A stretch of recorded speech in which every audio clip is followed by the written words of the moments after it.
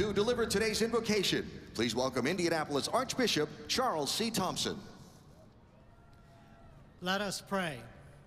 O God, creator of all things, you have given us the gift of this day to show what is possible when we use your gifts and work together to achieve greatness. On this day, we remember all the men and women who have died to protect our freedom. We are filled with gratitude for their sacrifice as we commend them to your eternal love in heaven. May the 109th running of the Indianapolis 500, which brings us together in excitement and fraternity, inspire us to work together for unity and peace. Watch over these drivers, their teams, the officials, and every fan. Receive these, our prayers, and God bless those who serve to protect our freedom. God bless all those gathered for this, the greatest spectacle in racing. God bless our pacers, and God bless America.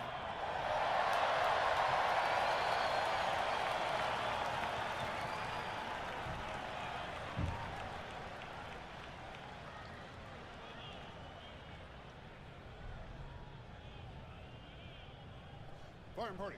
Halt. Order. Horse. Right. Face. Stand by. Ready. Ready. Aim. Fire. Ready. Aim. Fire. Ready. Aim. Fire. Ready. Present. Horse.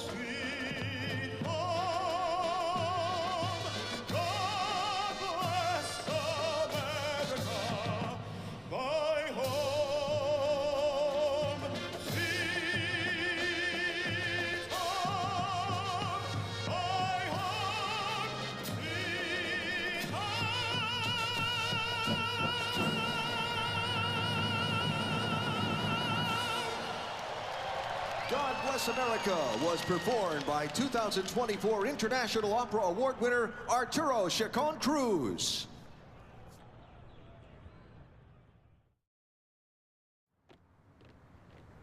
Ready, step. Color guard. Color guard. Right, face. Our way of life, our priceless liberty, our right to dream. In our gratitude, we owe them more than we can ever repay. To answer the debt, to acknowledge the sacrifice,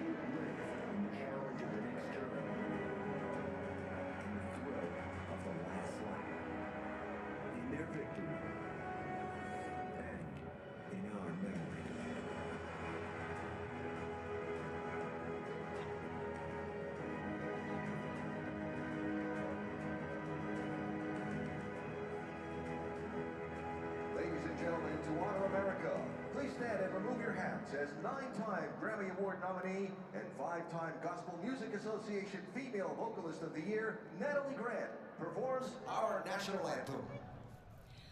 Oh, say, can you see by the dawn's early light what so proudly we hailed at the twilight's last gleaming, whose broad stripes and bright stars through the perilous fight o'er the ramparts we watched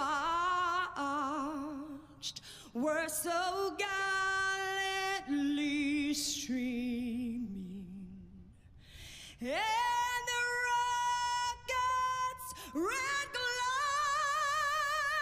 the bombs bursting in air, gave proof through the night that our flag was still there. Oh, say, does that star-spangled banner yet wave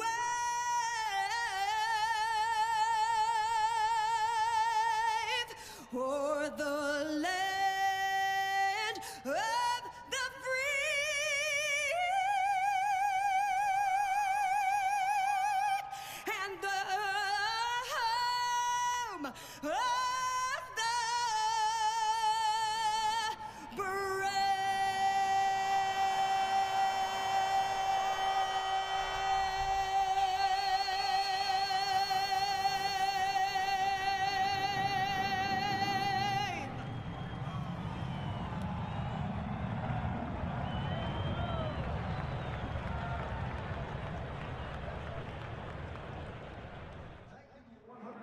Fighter wave from Joe Foss Field Air National Guard Station in Sioux Falls, South Dakota for today's flyover.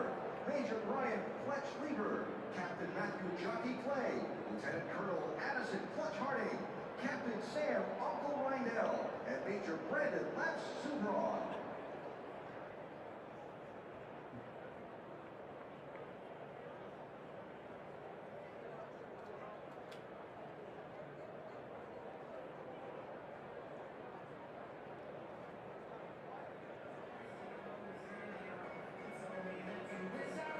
Getting oh so close. Getting oh so close to those magical moments where those engines will come to life for the 109th running of the Indianapolis 500. Dramatic finish last year. What will happen this year? It is so exciting, and that's what we come here for, right? To find out who's going to win, who's going to drink the milk, who's going to kiss the bricks. And a lot of great candidates are getting 33 today. We're just moments away from getting them started. So exciting. Just had a chance to see Graham Ray Hall. I'll get a kiss from the family, ready to go racing. We wish him the best. So all to our fans, thank you.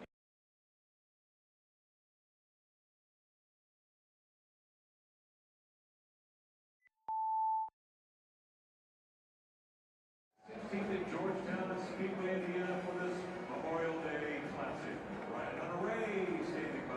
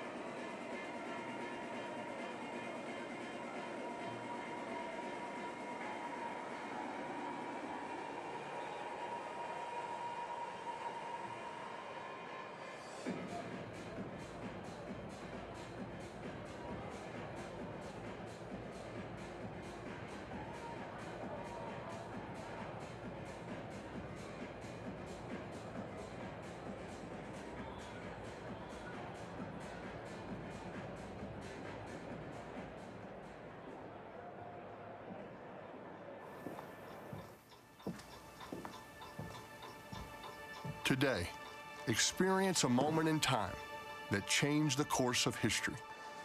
So, it wasn't the race we had imagined. No, it wasn't. Doesn't mean we were wrong.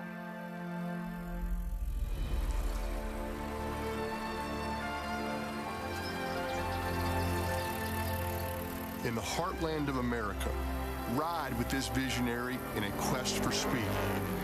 This founding father, convinced he could create what the world had never seen. Even if automobile racing is the future. We know it is. Even if it is, we can't continue to ask drivers to race on a track that isn't safe. An act of old-fashioned American ingenuity, inspiring an iconic raceway from the earth and furnaces of the great Midwest. I just don't see the way forward. In every sport, success goes to the bold, the daring. Afternoon. Calculating minds with a plan. What is this? Our way forward. Good afternoon. Good day. Welcome to the Wabash Clay Company. Mr. Fisher, welcome. Please, have a seat. Carl Fisher. Very happy to finally make your acquaintance. Likewise, I got your letter. So, what brings you all the way to Petersburg from Indianapolis? Bricks, Mr. Culver. Lots and lots of bricks. That won't be a problem. Do you have a number in mind? Don't worry, it doesn't have to be exact. Well, I do have a number. I'm afraid I'll need about 3 million of your pavers to do the trick. Give or take a few 100,000, of course. May I please ask, what are you building? A speedway, Mr. Culver. The greatest speedway the world's ever seen. 2.5 glorious miles of track, all with your pavers. A speedway for automobiles? Yes. It's the future, Mr. Culver. Imagine a fleet of racers flying by at 60, 70, 80 miles per hour. Why not make it at even 100? Why not 200? People will come from all across the country. Tens of thousands of fans will fill our grandstands to watch the race. And we shall toast our winner to boot. With champagne? Or something like that. And the trophy, Mr. Culver, the trophy shall be as grand and as proud as the driver himself. And our champions shall be remembered forever. Once only fantasy. To think, this all started with just a brick. Well, Mr. Fisher, that is some dream. It's no dream. We shall build it, brick by brick. It shall be the greatest spectacle in racing.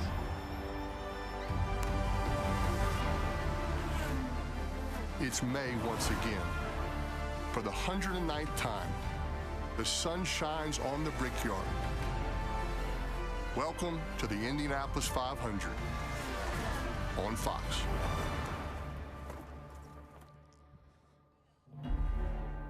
Welcome to the racing capital of the world.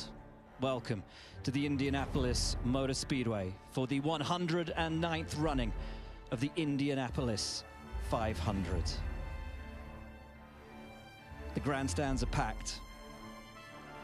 The fans expectant for this most momentous of occasions and this most historic of races. The expectation rises trackside, and we go trackside now. Please welcome today's Grand Marshals, 5-time World Series champion Derek Jeter, along with 14-time All-Star A-Rod Alex Rodriguez. This is the moment you've all been waiting for. Drivers, to your cars.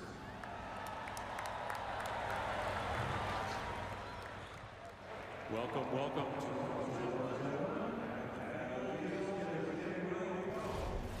Well, it is here, finally, race day for the 109th running of the Indianapolis 500. Welcome to the Indianapolis Motor Speedway with me, Will Buxton, with Townsend Bell, with James Hinchcliffe. Guys, nerves. pumping, expectation through the roof. I feel it. My heart is going boom, baby, when I watch that throwback piece to the creation of this magnificent facility. Thank you, Carl Fisher. Thank you, the city of Indianapolis, for building what has been the greatest magnet in my life. When I first showed up here, this place just simply devoured my soul and sparked an interest and a fascination and a desire to be one of these 33 drivers. It is a privilege every year to be here to call this the greatest spectacle in racing. And I don't care if it's your first time here at the Speedway or your 81st time. Every time you go through that tunnel, you see the track as you emerge. It gives you a feeling, Townsend. It's unlike any other racetrack, unlike any other stadium on earth. I love coming here every single year. And there's no better place to be than trackside, where we find our Jamie Little. Oh, well, Pato O'Ward is one of the most loved and biggest personalities in this field. But this place has been a heartbreaker for him. Just last year, he was passed on the last corner of the last lap for the win. It left him in tears for the second time in the last 3 years. But today, he starts on the front row, and it's perhaps his best shot at winning the Indy 500. Kevin Lee. Kyle Larson is a throwback. He came up through the short track ranks. That used to be the path here. And he's also quite popular because he's got to head to Charlotte very soon. But we've had some raindrops. He has about a 40-minute window. If the race is delayed beyond that, he's going to have to abort. To Georgia Hinneberry. 2 teammates, 2 500 champions, and 2 incredibly motivated drivers start from the 32nd and 33rd today.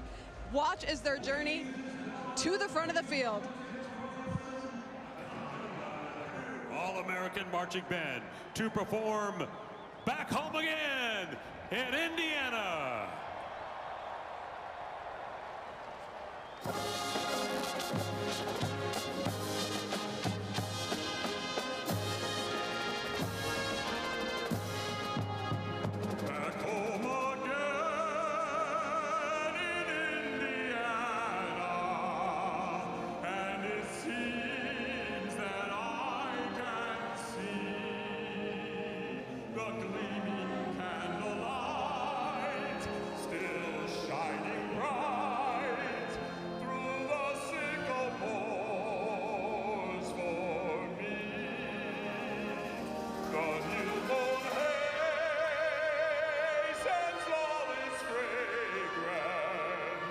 From the fields I used to roam, when I dream about the moonlight of the Wabash, how I long for my Indiana.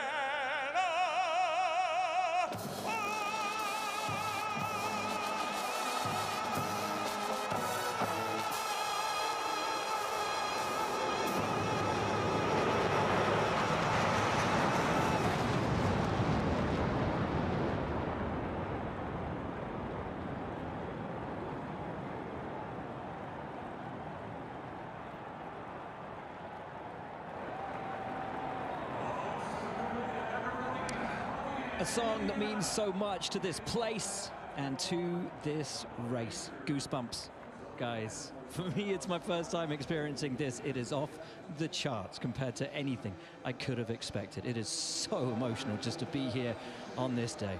Well, you think about what this means right now for the 33 drivers that are waiting for maybe just a little bit of a raindrop to pause here, and then the chance to fire off and chase the biggest prize in racing. James, this is the time as a driver where you just don't know, hey, are we going right now? Are we starting the engines? What is going on? As if it wasn't hard enough to kind of manage the emotion of the situation. You know, this place is so special. Those opening ceremonies, guys, unlike anything else in sports, really. And you're still trying to, as a driver, then turn your focus to the race at hand. Now you're strapped in the car, you're ready to go, but the weather might not be cooperating. And so now you're in this kind of purgatory of, are we going, are we not? And you're trying to stay amped up, but it's hard to manage the emotions there. And you're pumped and you're raring to go. There are so many storylines throughout this field, guys. Let's start at that front row. Pato O'Ward, his first ever front row at the Indianapolis 500. Alongside him, a 2-time winner of the Borg Warner in Takuma Sato. And then the pole sitter, a rookie in Robert Schwartzman. A rookie from Tel Aviv, Israel, and a rookie team. They have never as a group, driver and team. They have never done an oval race. They have certainly never done an Indy 500. They start at the very front by way of a fantastic qualifying effort. But already, if I'm Sato or I'm Pato O'Ward, or how about Alex Palou in that red and yellow car in row 2, I'm starting to think this might throw the rookie even more than expected. We could pounce here and take the lead right away. I mean, how much grip is there in turn 1? Has the rain affected those levels at all? The conditions themselves already quite cool compared to what we saw on Fast Friday the last time, or sorry, on Carb Day, the last time that these drivers were in these cars. So going into turn 1, it's a bit of an unknown for all of them, even the experienced drivers. For a guy like this man here, Robert Schwartzman, it's even more difficult to calculate how much risk to take, how fast to go into that first turn. You talk about that second row, the experience there. Alex Palou, a 3-time champion. Scott Dixon, a 6-time champion. Palou, who has never won the 500. Dixon, for all of his victories and all of his success, has won this race just once and would so dearly love to do so again. But when we look in that top 12, 2 cars are missing. 2 cars we expected to be there. They start from the very final spots on the grid. 32nd, Josef Newgarden. 33rd, Will Power. Technical infraction during qualifying means they start back there. And if Josef Newgarden is going to take 3 in a row, he has his work cut out today. Think about how lucky we are as race fans to get to watch and enjoy this. They'll be bummed to start at the last row, but you're looking at 2 of the fastest cars in the field. And again, they race for Team Penske. Why does that matter so much? Because when it comes to pit stops, Team Penske, better than anybody. They proved it again on Friday by winning their 20th pit stop competition. You noticed Colton Herta on row 9. Big crash in qualifying, but got back in the car, got back out on track. A rookie there in Louis Foster. Stingray Robb led laps last year. There is intrigue and interest on every single row of this grid. Santino Ferrucci, one of the most successful drivers in the history of this race, finishing in the top 10 in his first 6 years. Yeah, a couple of names on row 3. Christian Lundgaard and David Malukas, 2 young drivers looking to make their mark today. They are young, aggressive, but fast. And look, you go to that front row. What's so interesting about being up front at this race, guys, is we've been here for days, for weeks. They've done thousands of laps combined around this place, but never with the grandstands totally full. And from inside the race car, from behind the visor, the track looks so different. All your visual cues are different. Your turning points can be affected, and especially if you're on that front row with that unobscured view into turn 1, you notice how much more narrow the track looks because of all the people. Guys, I want you to take me back to your first Indy 500. What is going through the head of Robert Schwartzman right now? Does he have any idea what stands ahead of him? There is a burn in your heart and your stomach right now as you contemplate the opportunity as a driver to make your first start in the Indy 500. You try to block out all of the distractions.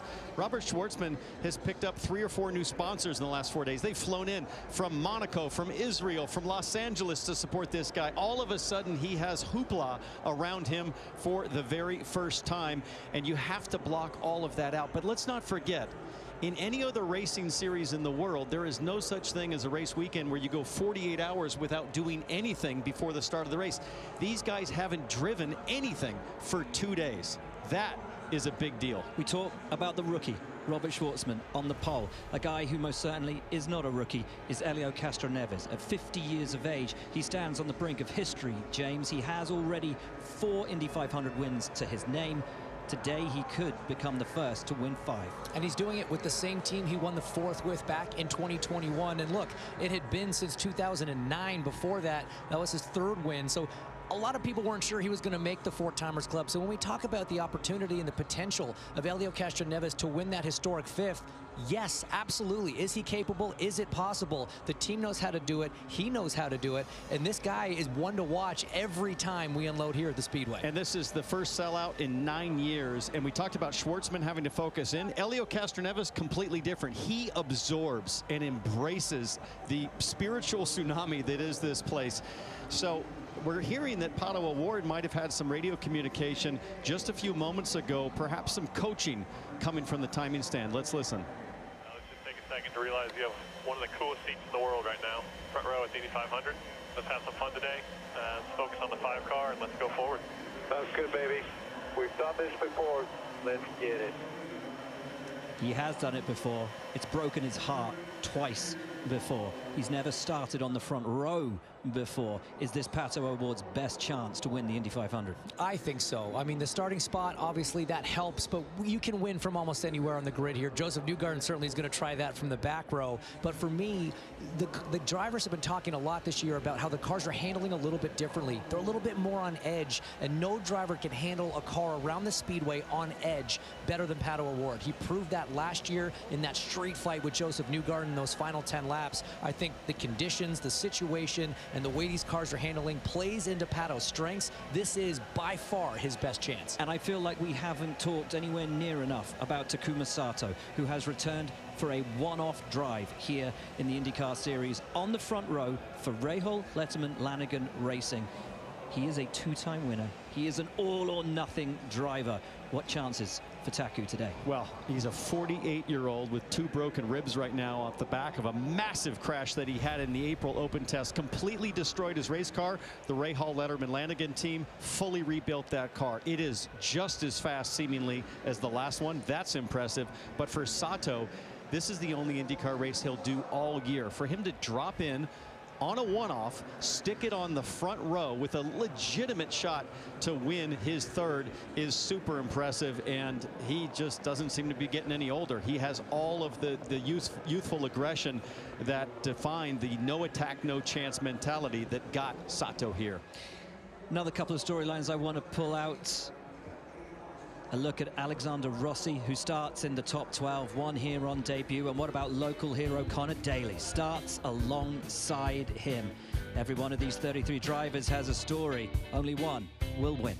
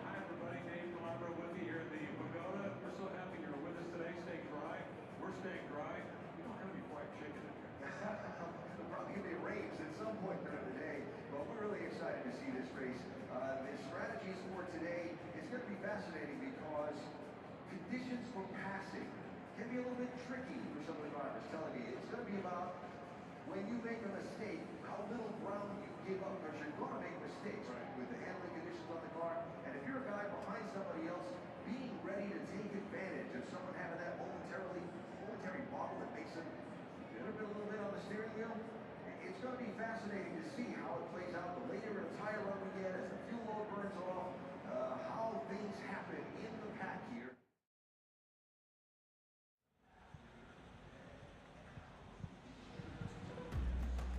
Welcome back to the Indianapolis Motor Speedway, where we are under a rain delay. Thankfully, it isn't absolutely thundering down with rain. It is light sprinkles here at the track, but with speeds exceeding 230 miles an hour, those small sprinkles serve to make an incredibly slippery and treacherous surface, and one on which we cannot, as yet, start the Indianapolis 500. So why don't we take this opportunity to take a look around the Indianapolis Motor Speedway on the Honda Track Preview.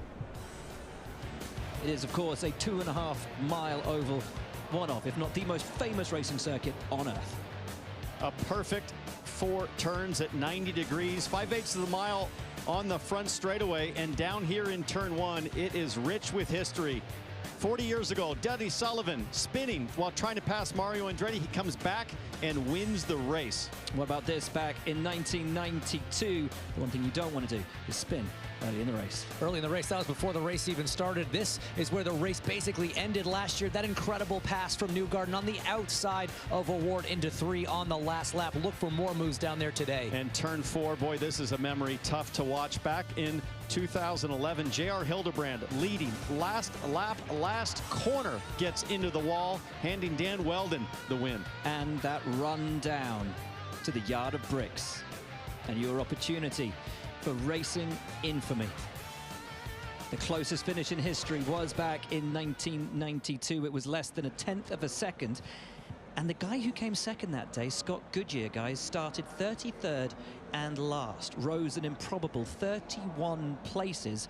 If Josef Newgarden can do that today from 32nd, that's the 3rd win in a row. It has been done before. 31 places have been made up in an Indy 500. And let's not forget that Newgarden is the car that we circled all month long, James, in practice as the one, as the best. And then the Team Penske, I mentioned it before, delivered in the pit stop competition, dominating, frankly, record times on pit lane. That double combination, a great reason to think he can do it. We know the car's good. We know the team's good. And guys, Josef Newgarden does not seem to be fazed by what happened last week. He seems very confident. Last night, he crashed a house party in Speedway, Indiana. He was playing beer pong. Wasn't doing the drinking. He was doing the ping pong ball throwing. But he was cool. He was calm. He is very confident in his race car. Sounds like I got to bed before Josef Newgarden did last night. Now, you talk about being cool, calm, confident, getting it all together. What about this man, Mario Andretti?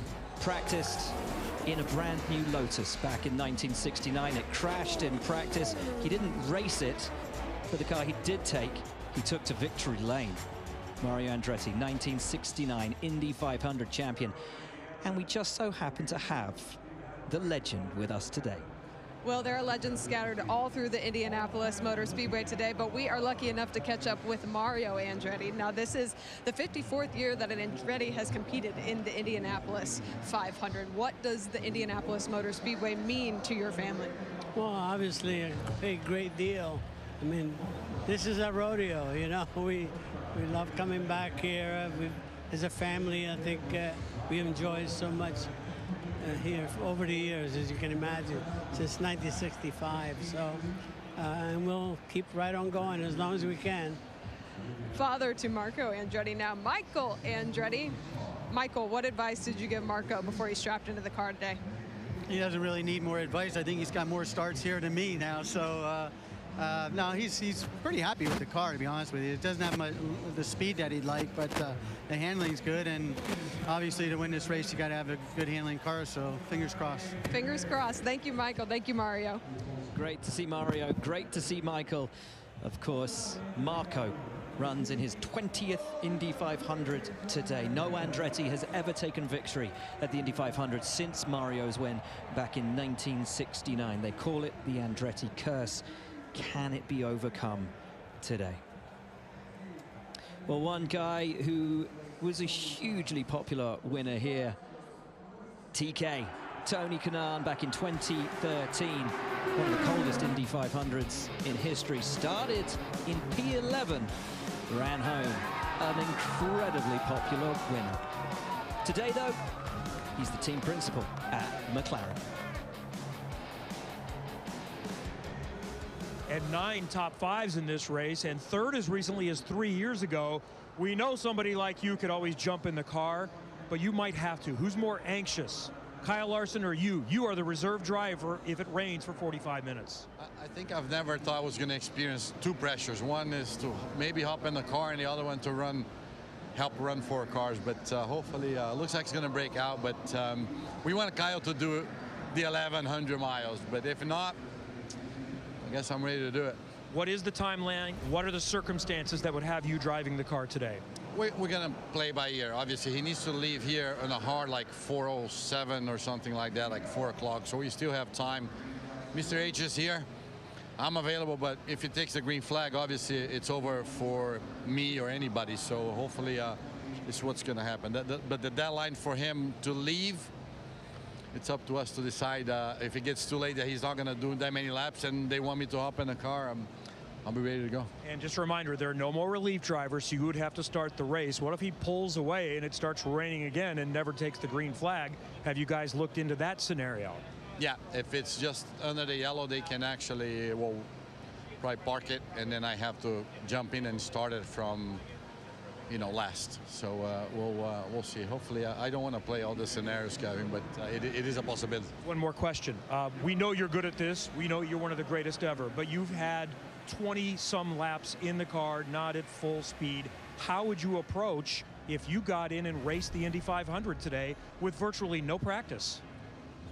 I have 200 laps to try it, so we'll see. Obviously, I'm not going to be out there thinking I'm endangering other people and myself, but at the end of the day, I think I'm a racer. It will take me a few laps to figure out the hybrid and traffic, this and that, and we'll go. If it's good enough, we go. If not, I'll figure out park it. I'm going to have to answer to the team principal, and in this case, will be me talking to myself, so we'll see.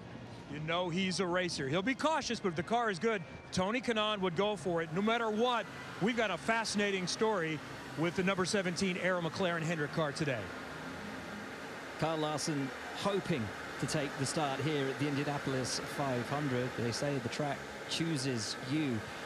Right now, it's not really choosing anything. It's just giving us a bit of a hard time figuring out exactly what's going to happen. But he looks pretty chilled. Or is he looking at his watch? He's checking his watch, man. He needs to, he knows he's got a hard time that he's got to get out of here to get back to Charlotte. He's desperately wanting to get this race in. Crazy emotions right now for Kyle Larson, and even more for Tony Kanaan. Can you imagine running a race team the last several months? He got that little 20-lap shakedown. Tony Kanaan might be jumping in cold turkey. They're going to have to maybe throw a seat in this thing, get the seat belts close enough, but there's going to come a moment where Tony's going to just have to flat get after it. That will be wild. And as the crowd does the wave around here, can you imagine the response from this crowd if Tony Kanaan climbs in to go for his second win? They love him here. They love him here. They absolutely adore TK, and with good reason. He has always been competitive around this circuit. He loves it, and they love him. I mean, he had so many strong runs here before he got that victory back in 2013. It was one of the most celebrated, one of the most adored wins that we've seen here at the Speedway. And you know, you see that ring that that's on his finger right now. That's what you get. It's one of the many things you get when you win the 500. He wears that thing every day of his life to remind himself and everyone else he's conquered this place. I will tell you one thing about that Tony Kanaan victory. The last time the Pacers played on Indy 500 Sunday was that day when Tony Kanaan won the Indianapolis 500. They play today. Is that prescience? That just seems like part of the magic of this place, and I think the look that I see there on Tony Kanaan is him starting to actually dialogue with specificity about, okay, we might actually have to do this, but we'll find out soon as the weather hopefully improves here shortly. Beat the Knicks, kiss the bricks, the 2 checklist points in Indianapolis this week. Well, the crowd are excited. We're getting ready for the cars to roll off. The studio follows, and we'll be back.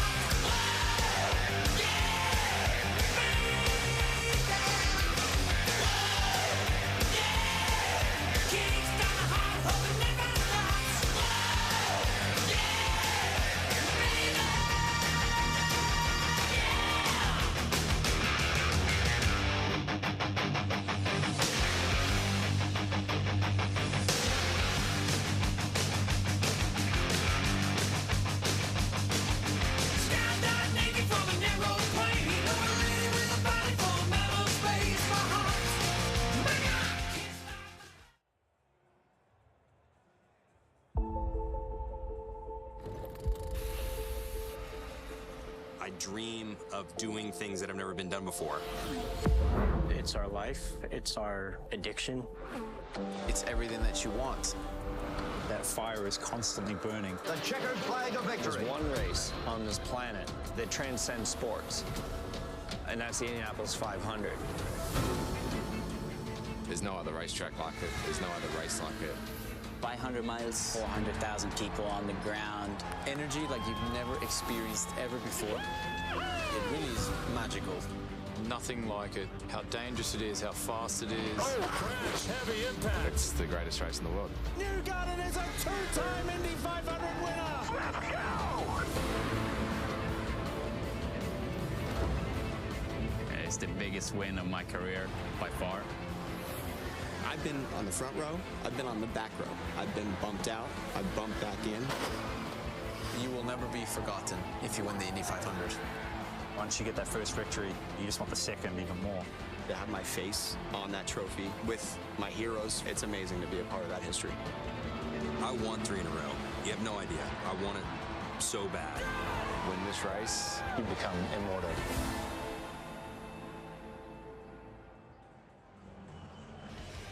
Fox Sports, our continuing coverage live from Indianapolis Motor Speedway, getting ready to roll for the 109th time in the Indy 500. And a slight weather delay. It didn't show much on the radar earlier. We had some rain showers at different parts of the track, but our max Doppler radar weather is saying the showers have moved through. They did not lose the track. They are drying out the spots where a little bit of rain fell, so we should be ready to start the race in just a couple of moments. Thanks for being with us, along with Tony Stewart and Danica Patrick. I'm Chris Myers, our spot. We're back here at our set with the row. Thank you. Some fans have scattered, but the rain has stopped. The pagoda behind us and the row of bricks as well. Tony, I just want to ask, as we await this, what drivers, and you both have experienced different parts of this, getting ready to roll, you're fired up. Boy, those opening ceremonies got to all of us, and then a driver has to sit and wait. What's going on in his head? Yeah, that's the fun part that Danica and I were talking about, is we kind of have different approaches to it, but I think that's the great thing, is you got 33 different drivers out there. They all have different personalities. They all have different quirks. The thing that I would not like is I was so routine driven that when I got in the car, I wanted to get going. I didn't want any delays. I didn't want anything to be different or changed. So to sit there, and I guess I would probably be like Kyle Larson, who we just saw was looking at his watch, checking time already. I want to get going. Once I get in that car, that's my mode, that's my office, and I want to get to work. Did you wear a watch in the car too? I've never wore a watch. I still don't wear a watch. Exactly. I mean, from my perspective, I think this is an opportunity actually for the drivers to relax. Outside of Kyle Larson, who has a hard out, has another 600 miles to do after this 500. You've had so much going on before the race. There's a minute by minute all morning long. So many people, so many obligations, so much energy.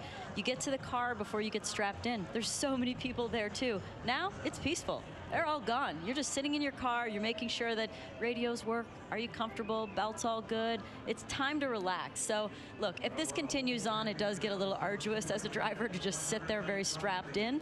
But, you know, a little bit of time is kind of nice. Yeah, but a good sign that it's not going to drag on too much longer. I mean, we really should, within moments here, get rolling, because, look, that's Tom Brady, and you saw Michael Strahan earlier talking about being in the pace car for him as well, and the experience for champions of their sport to try and just see what a little bit of it feels like for the guys going through the Indy 500. How does Tony? How does Strahan look in that? He's look comfortable. He genuinely looks nervous. When he was walking by, I said, "Hey, you going to do any work today?" He goes, "Yeah." But he does look nervous to me. I mean, it's a big responsibility driving the pace car. I mean, you're pacing 33 cars. These guys, from the moment they roll off the grid, and Danica can tell you this, they are already in fuel saving mode. So every move they make from the time they pull off the grid is calculated, and you know, it's very important. And what they tell you when you're the pace car driver is they're like, look, as soon as you come around turn 2 for that last lap, you need to go as hard as you can. And even for myself, I was like, oh shoot, like, I don't know, I haven't tested the limits of this car. How hard can I go? So I'm sure Michael's sitting in the car thinking, did I really want to be a race car driver? This will be the test. Yeah, things worked out well for him, his career. Let's check in with Jamie Little. And Jamie with a previous 500 winner. On the 3 box for Scott McLaughlin, different role for you. So how are you helping him for today to try to get that first win? Well, it started really 2 years ago. Scott contacted me and wanted some help to speed up his process of learning the Indianapolis Motor Speedway. And it's a special place, isn't it? We get the crowd roaring. It's so cool. It's packed today, 350,000 people. It's magical. So I'm just behind Scott, trying to give him the tools to become the best driver he can be quicker. And you know, it's such a learning process here. Anything you can get from another driver is a good thing. But I gotta say, it's very rare to have a champion like him ask another driver for help. So, you know, we share the same value. We share the same love for the sport. He's very, very passionate. He's a tremendous talent, like one of the best talent I've ever seen. Now, if you give him the tools, he's going to use it, and then slowly but surely he's going to become better and better. And I've loved seeing his evolution within Team Penske. He's just been tremendous. So we'll see what he can do today. He's in a good position, actually, to do very well, so cross fingers. The whole team is pushing hard, and it's been a pleasure to be obviously back with Team Penske and experience this for the last 2 weeks. Well, you're bragging on that driver. Let's brag on you in the moment you won this race, Simon. Take us back to it. What does it mean to stand there in winner's circle? I mean, that's what I asked Scott. I said, when you win today, like, just give me 1 drop of milk, please, so you can put me back in that moment. It stays with you your whole life. You know, today it's my pride and joy. My kids, when they see the Indianapolis Motor Speedway, they think of the yellow car and the win. And it's just amazing to have accomplished such an incredible thing in my career and my life. And you know, it's going to stay with me and my kids forever. So it's really, it's a gift that keeps on giving. Everybody says the same thing, but it's so true. And every year, you know, you stand on the grid and the goosebumps still happening. Even though I'm not driving, it's actually more stressful to be on this side of the fence than being in the car and controlling things. But it means everything, because it's a dedication. You dedicate your life to this since you're a little child. You know, I started thinking about go-kart at 4 years old, and I watched Rick Mears win. I was 6 years old, and I said that someday I'm going to go to the Indianapolis 500. And being part of it is one thing. Winning is just a privilege. Stays with you forever. So good to see you, Simon. Good to see you too. Thank you. Let's go back to Chris. All right, hey, thank you very much. All right, so we saw in qualifying they surpassed speeds of 230. We also saw more crashes, I think, than we had leading up to the race qualifying weeks here. But what kind of racing speeds do you think we're going to see today? And obviously handling the corners and avoiding the wall. Well, things definitely slow down. It's cooler now, too. It's cooler, which does help. That's going to give them more downforce usually. The rain won't help. But look, when you get into the race, you're doing much longer runs than you would otherwise do if you were in practice. Also, when you're out there organized in practice, you know, usually if you're not comfortable in a line, you just drop back and get out of the way. You go back to the garage, you go back to the pit lane, you try and work on the car. Here in the race, you have to stick that out, which means you're going to back other cars up. So overall, the general race pace comes down, but they're still going to be doing 230. Yeah, but it will definitely pick up. I mean, like Danica said, it makes more power when the air is cooler.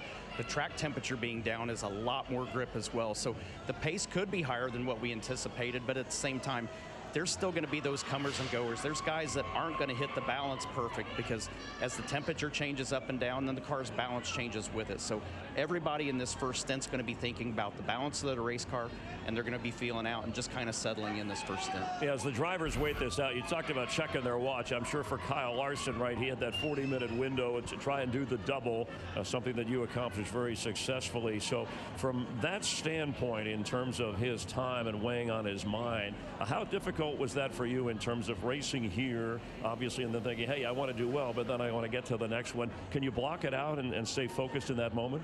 Yeah, and I didn't have to worry about weather. I had great weather conditions both times that I did the double. But for Kyle, I think it's easy. I think you just literally have to treat it as 2 stages. I mean, this first stage is strictly focusing on the Indy 500. Don't think about the car in Charlotte.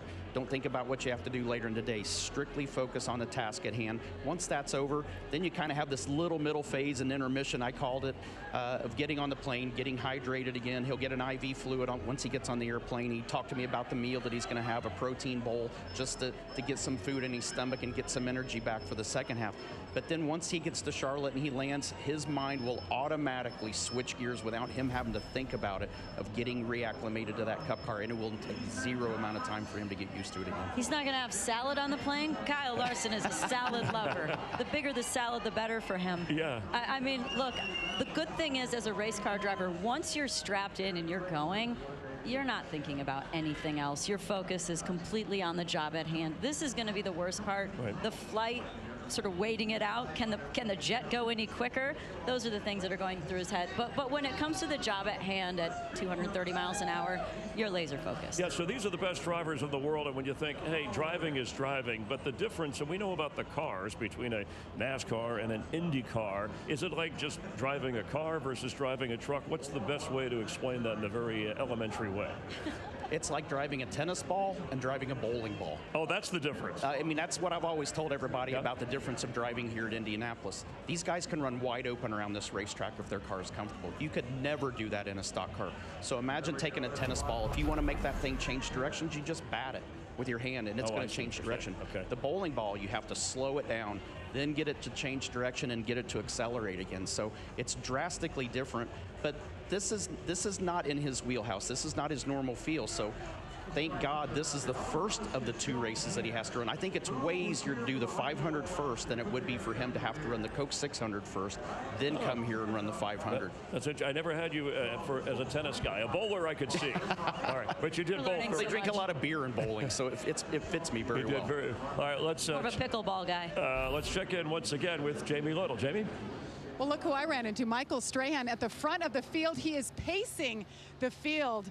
What is this moment like? You are strapped in. I'm looking in your rear view, Michael. You've got the entire field ready to go. Yeah, they're ready to go. I heard Danica and I heard Tony talking about me being nervous, just slightly. But I'm ready, Danica. You saw that little piece we did early in the show. I could have been a race car driver, but I grew out of it. Too big. All right, what's your coach telling you here for these laps? Relax, be smooth, calm down. He's an incredible driver himself, so he just got me through that. We're just having a nice, pleasant conversation, keeping it nice and calm in the car. A slight delay, getting to know each other a little bit. First off, this view. What do you think of this place and these moments that you've taken in so far? Well, this is absolutely amazing. I've never seen an event with this many people, ever. The biggest sporting event in the world for a reason. And I'm talking to Tom earlier and Jimmy was saying when you come down this straight and just that line of fans, you get that nowhere else. So I'm looking forward to that. I'm looking forward to pacing the field. I'm looking forward to getting off the track. You're going to do a great job. We saw you talking to David Letterman. How did that go? I think you picked him up last week. I saw some footage of you guys. Yeah, I picked him up when he had his show. He had me pick him up again last week. Something about Dave. I'm always picking up Dave, but he's great, and I'm happy for him and his team to be starting on where they're starting in the race. I know he's excited about it, and I'm wishing him a lot of luck. Well, we're wishing you luck. Keep those nerves at bay. We're going to go here any minute, all right? Good luck. All right, I'm ready. All right. Danica, Tony, you're lucky you retired because I would take your job. We got a little bothered by the scared line. By the way, Letterman's working on Michael Strahan's top 10 list of bucket list items. He's checking off the Indy 500 in this one. Yeah, in case you missed the AI thing a little bit earlier, that was the setup. What if Michael, who grew up a car fan and is a car fanatic, if he had been a race car driver? You probably know me as a football guy, but when I was a kid, growing up in Germany, flying around on the Autobahn, I wanted to race cars. Eventually, I moved to the States and found a new kind of rush, sacking quarterbacks. Into the Pro Football Hall of Fame, Michael Strahan. But I've always wondered, what if I chase my first love?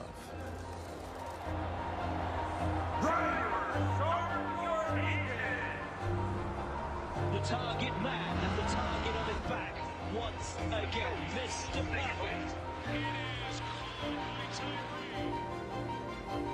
Something tells me you still be seeing me on your TV the day of the Indy 500. right, good stuff with Michael. Always willing to try anything. I'm definitely too tall, probably after the age of about 11. Yeah, and AI, artificial intelligence. Maybe for some people, no intelligence to get in a car unless you're prepared to go as fast. Hey, of the major storylines, it looks like we're getting closer and ready to hear the engines roar here. You got the rookie on the pole. You got Newgarden going for 3 straight. And you have Castroneves going for a 5th. Those would be records. Which one of those is you all raced here stands out the most or is special to you? I'm kind of going with front row, back row. I think Robert Schwartzman on the pole. I think this is what I'm going to be looking for off the start. How's he going to handle starting on the front row, starting first place, not making any mistakes and not getting jumped? Because if he starts to get checked up, that's going to really cause a lot of chaos on the first lap. So I'm looking for that on the front row. And on the back row, what can Josef Newgarden do? Can he come back and actually win 3rd in a row from further back than anyone's ever won the Indy 500? Got to run the race to see. Yeah, I'm the same. I'm going to be watching Newgarden and Will Power on that back row. We saw Will in Carb Day actually trying the 2nd lane up just to see what it feels like, which nobody ever does that in practice. I mean, you get forced to it. You don't volunteer to go there on your own. But starting in the back like that, we've seen Tony Kanaan sit there numerous times, go a 3rd lane and rip around the outside and just cherry pick spots on the start. I'm going to be watching those 2 guys in particular off that back row. And you're confident about Newgarden. You were before, but even though he's starting in the back, you still think he's the guy to beat. I do. I mean, when you've won 2 in a row and you're coming into a 3rd year behind that, and your car's fast and it looks comfortable, how do you not have the confidence in the guy? You can see the way he's driving the car this month that he has the confidence in his race car. I don't think you could start him a lap down. I don't think it's going to matter. He's got enough time in 500 miles, but this first stint is really, I feel like, is going to tell the story of what his true odds are. If he doesn't get to mid-pack, I think by the end of this first stint, I think he's going to be a little more nervous about his odds. There's no lucky dogs here, though. There's no lucky dogs here in IndyCar. Just don't go a lap down. It's a different animal. The age range, we have a couple of 20-year-old drivers in this. There are 3 rookies, including Schwartzman on the pole, as we talked about.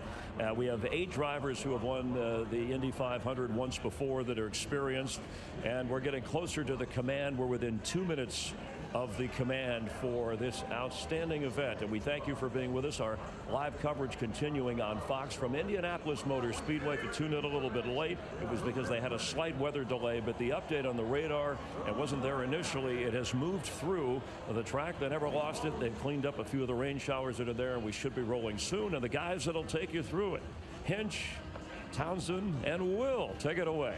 Thank you so much, Chris. Guys, we are moments away now.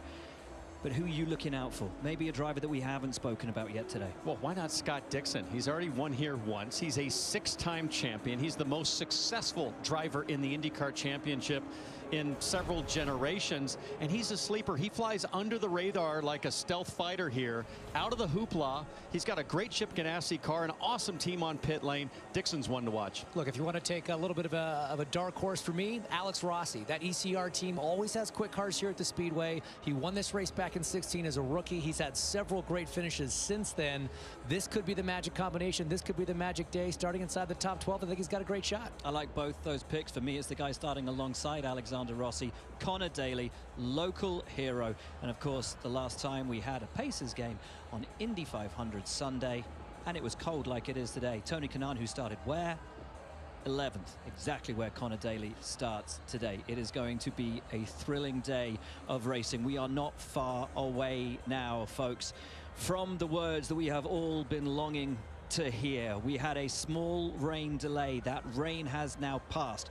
The track has dried. The drivers are prepped and are ready, and we can now go trackside. Race fans, and now for the most famous words in motorsports, please welcome the chairman of the Indianapolis Motor Speedway, Roger Penske. Welcome, race fans. This is a great day for all of us, and to thank you, we want to say thanks to all the fans, the 300,000+ fans that are here with us today, and the millions of fans that are watching on television around the world to see the greatest spectacle in racing in the world.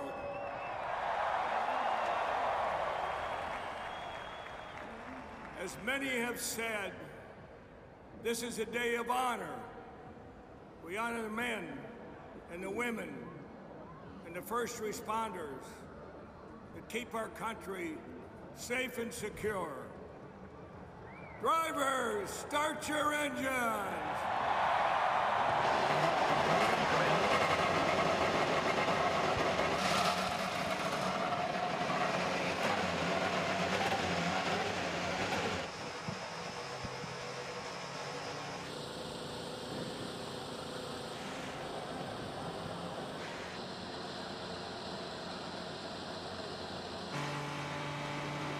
Well, this is the moment, this is the time, and this is Tom Brady on board.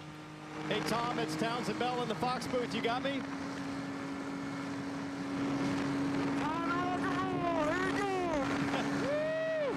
Tom, you just went blasting past the snake pit. I don't know if you can hear us. You won 7 Super Bowls with the best view in the house, but what are you seeing and feeling right now? It's incredible. Jimmy driving, all the fans here. I can't believe this is the first time I've ever been here. Hey, thanks for throwing the ball around with me backstage there. You throw a tight spiral, my friend. Hey, you had better hands than I thought. I might have replaced you with Edelman. Edelman out. Get you in there. All right, well, have a great day. Thanks for coming. Thank you, guys. Have a great broadcast. Great to see Tom Brady and Jimmy Johnson out there. And what about this? Guys, this is the pace lap for America to honor Memorial Day and the U.S. Army's 250th birthday. To all the men and women of the U.S. Army and the 160th Special Operations Group, happy birthday from all of us. This is something special.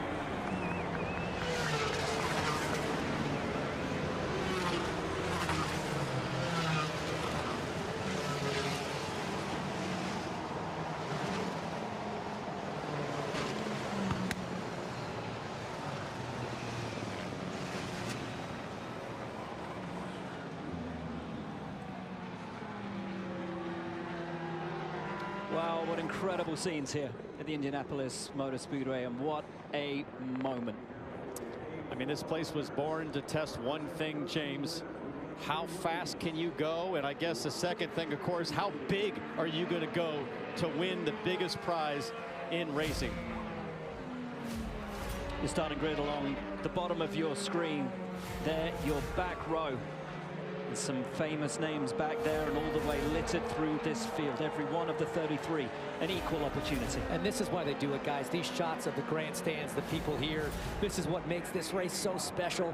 108 years of history. We're about to make it 109 here today.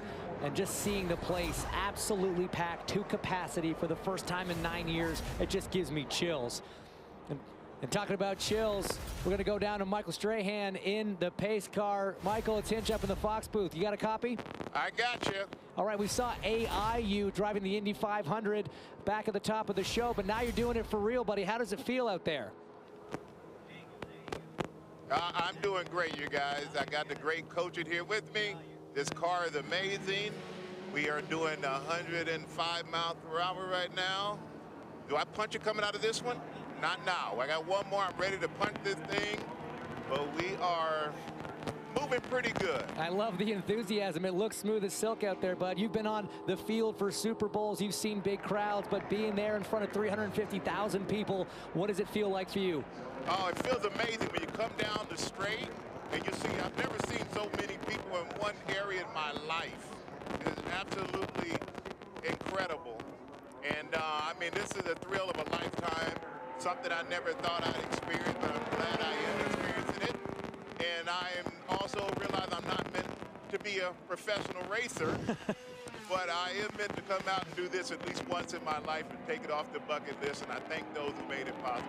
Well, we thank you for being here as well, buddy. You've got about 23,000 horsepower behind you ready to get unleashed, so we'll let you focus on the rest of your job. Appreciate you being here. All right, thank you, bud. Have a good one. And the great thing here, folks, is seeing that that track does not look too slippery. It appears pretty dry. We should be good to take the green. Let's take a listen to some radio from our Fox Sports colleague, normally a pit reporter, racer today. Let's listen in. Guys, I just want to say a huge thank you to everyone. This has been the best month of May I've ever had, just in terms of being in the team. And I've just loved every minute, so thank you, everyone. Have a great day today. It's great to see that. Great to hear that from Jack. Thanking the team. It takes a tremendous amount of effort from everybody. Oh, no, we've got a crash. Scott McLaughlin. And we were talking earlier about Guerrero back in '92. The one thing you don't want to do is to have your race ended before it's even begun. It is over. Sorry, bud. It's okay. Don't stress about it. It's all right. We're okay.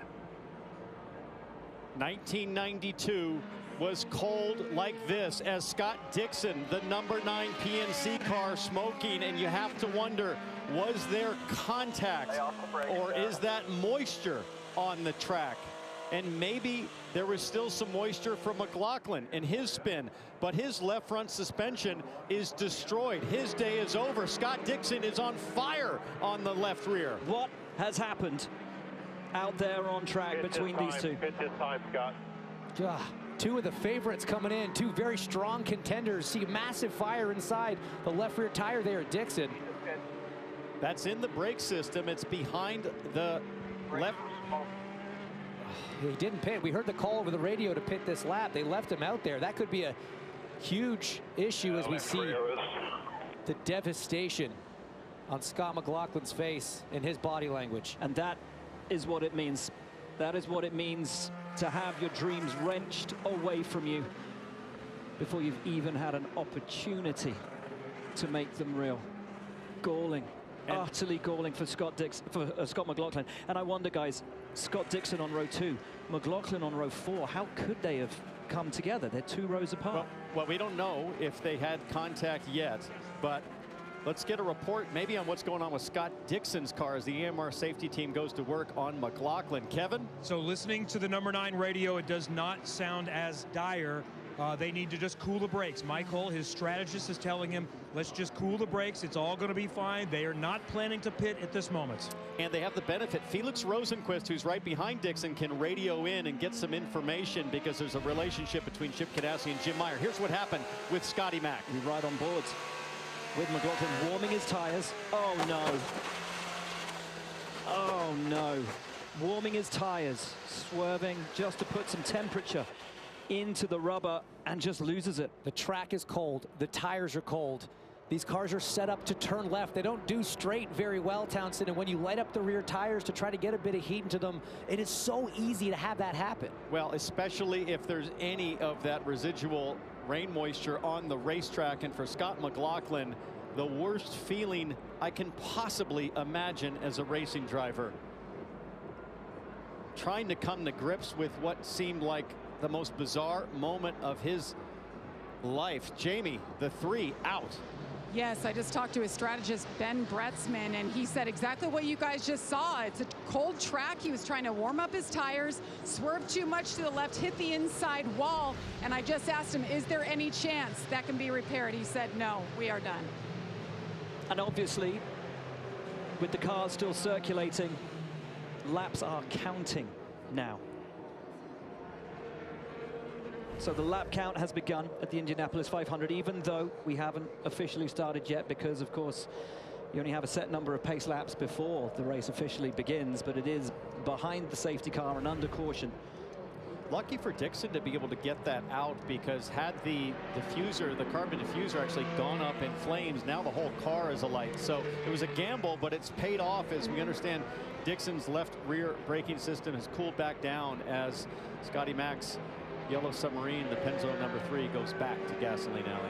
But my concern would be, is the brake system okay? I mean, that caliper inside that left rear wheel was on fire for quite some time. There are very delicate brake lines, and he's being told to stay off the brakes right now, so I'm not sure he even knows if the brake system's okay. We wait to see. Scott Dixon waits to see. We wait to go race.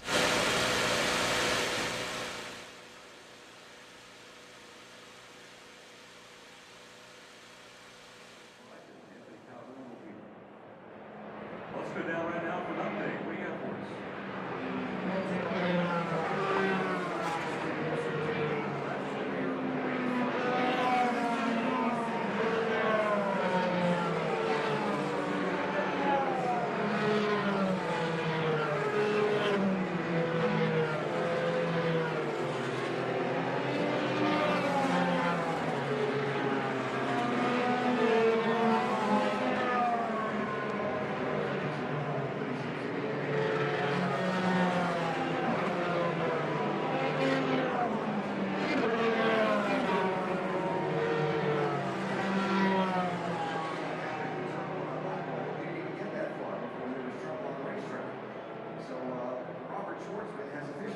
2 laps in the Indy 500.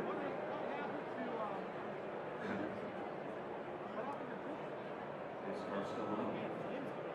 A lot of debris off that car. Where the car came to rest. It's important real estate when we get this race on the green flag conditions. So have to pay special attention to make sure all the bits and pieces are picked up both on the flat racing surface and at the exit. All right, here's some good news. The pace car lights are going out. We're going to have the 3-wide start coming up. All right. It's a race out. Going green at the time.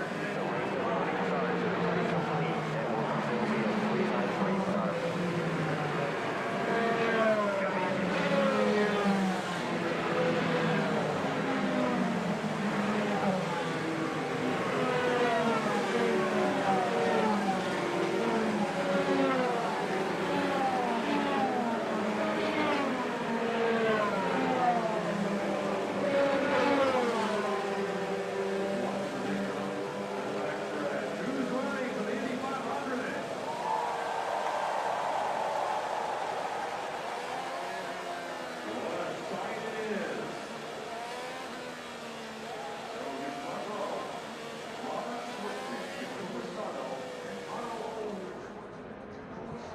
350,000 people rise in their seats to salute the field.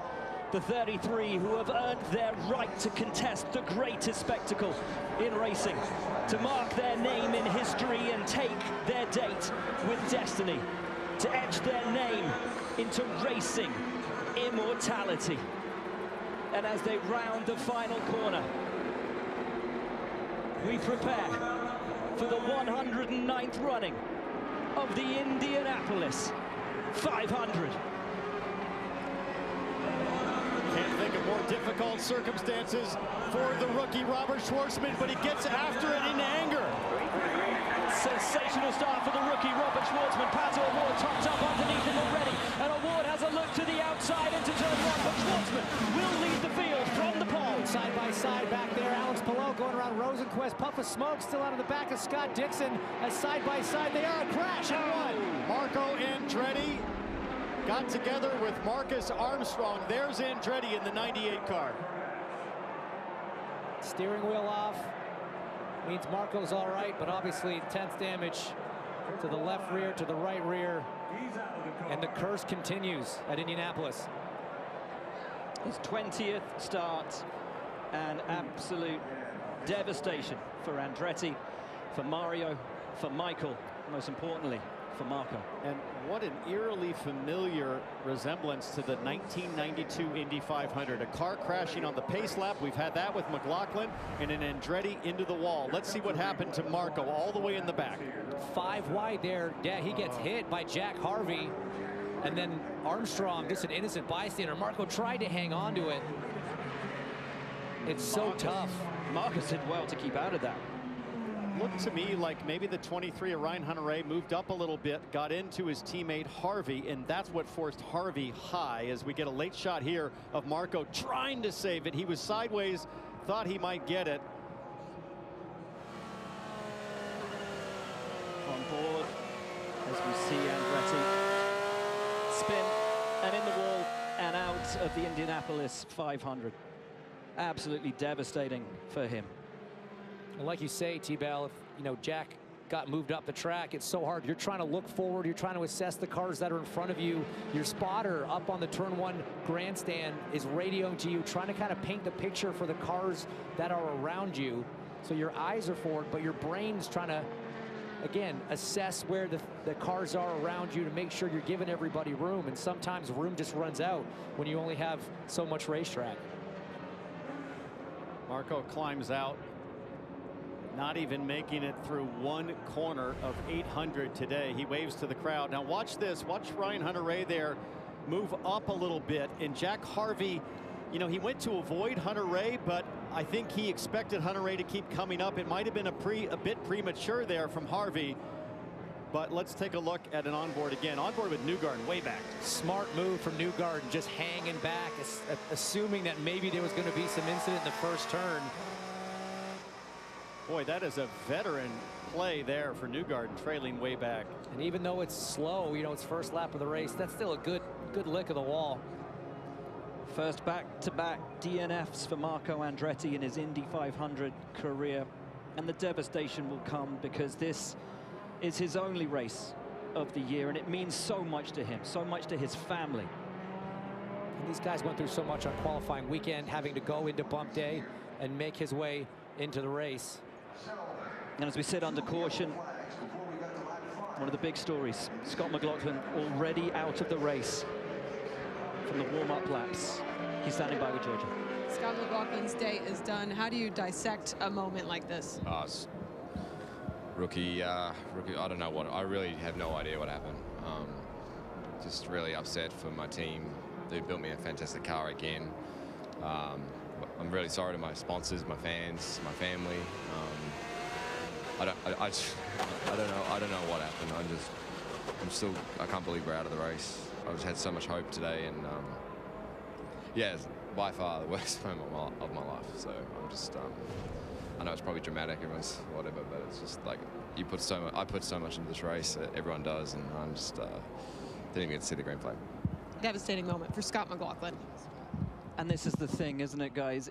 This is more than a race. For so many drivers, this means more than a championship. It's an entire year's worth of work as we get stops under caution early doors for these drivers. Will Power was in, Josef Newgarden was in, making up a couple of places there ahead of Marcus Armstrong. Rinus VeeKay just ahead of him. But you hear the worst day of his life for Scott McLaughlin, and you, more than anyone, guys, having raced in this incredible event, will know exactly how that feels. I can't imagine what it feels like with McLaughlin, a favorite for this race. Had a massive crash on qualifying weekend that destroyed his primary car. Team Penske, as McLaughlin pointed out, worked tirelessly to build an equally as quick backup car.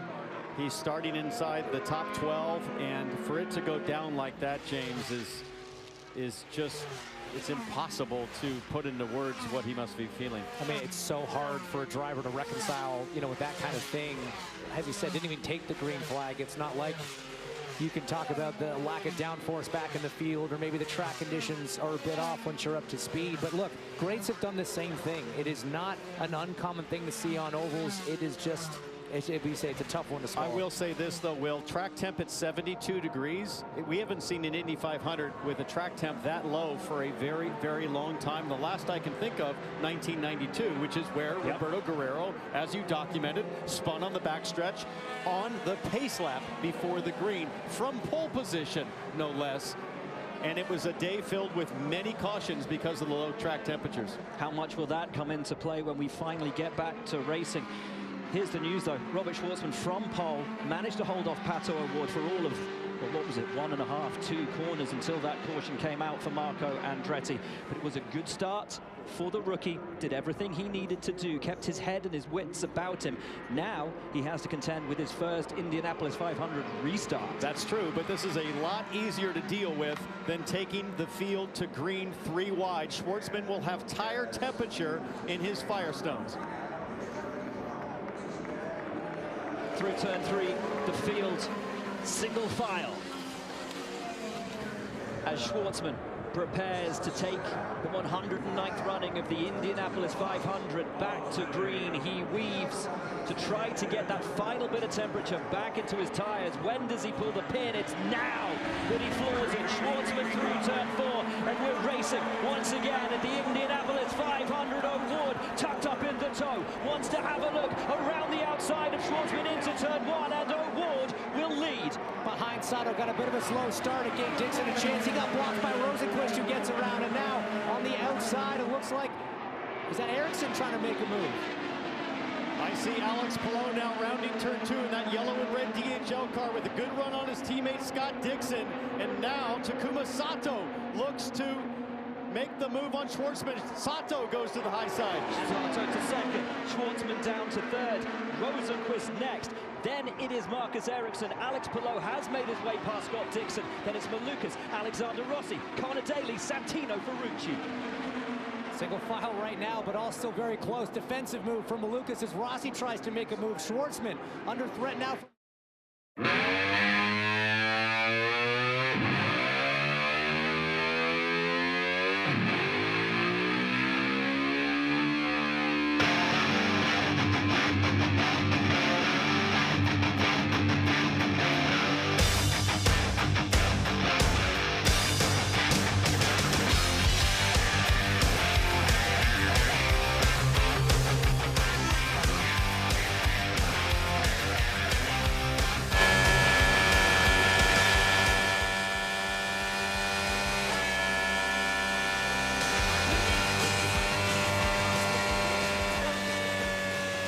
Clear by 8.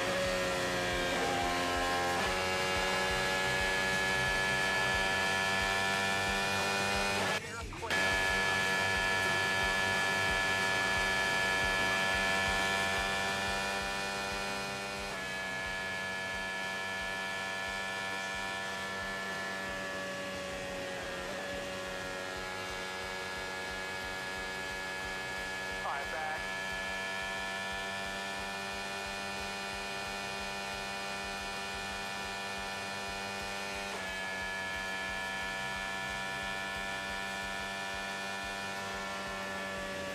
Clear by 10.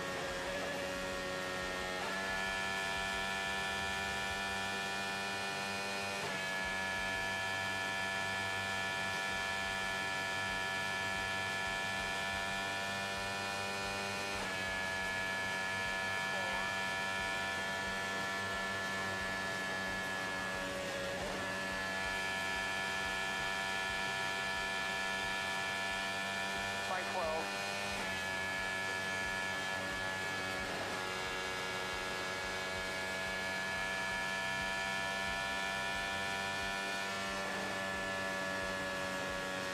Clear by 15.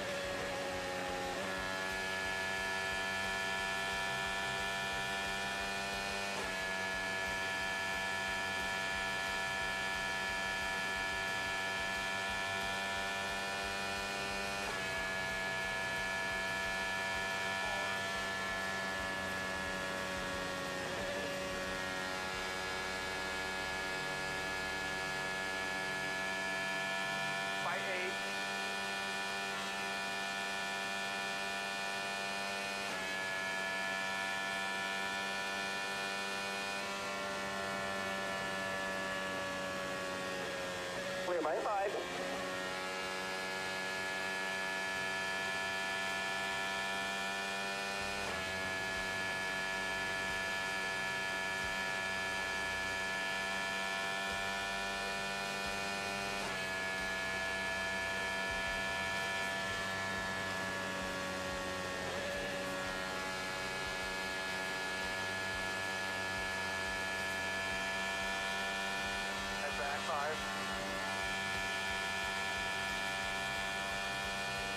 15 laps complete.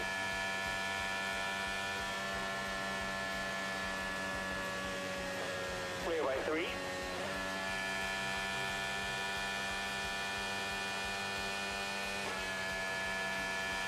Clear by 5.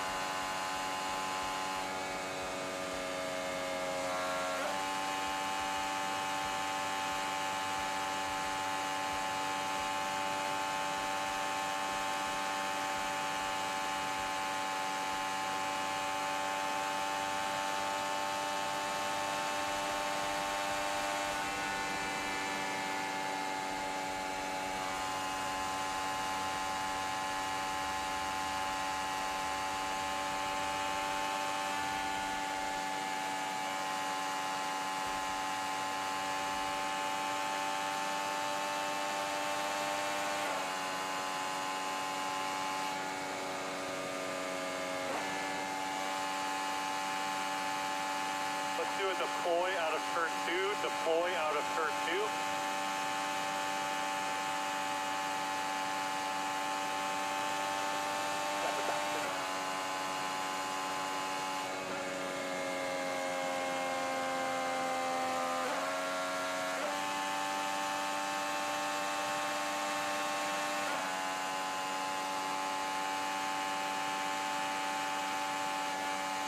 Six back.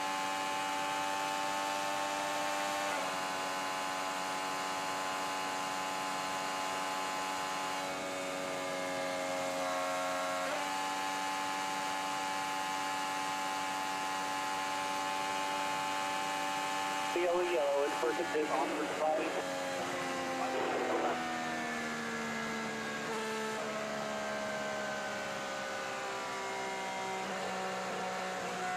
All right, slow her down here.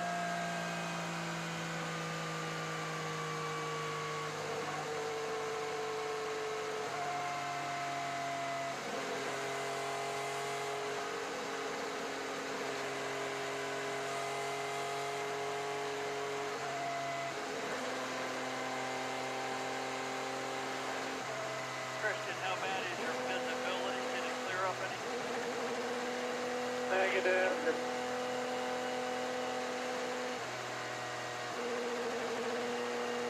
Copy that. Yeah, I need a steer off to really be able to see what's going on here. Oh, we're not quite half tank yet. It's just so close.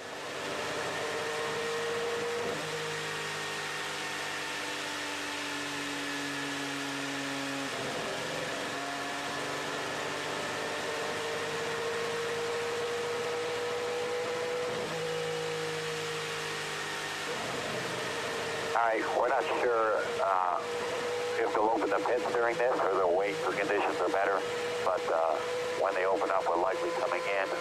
We're looking to add at least half a turn of front wing. You good with that? Yeah. Yep, I'll let you know.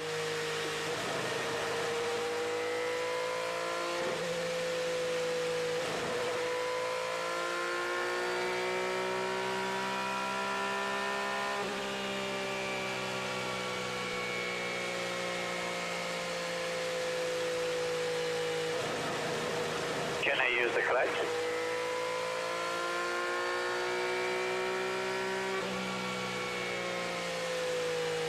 Do not need to do that now because we're going to be filling the car.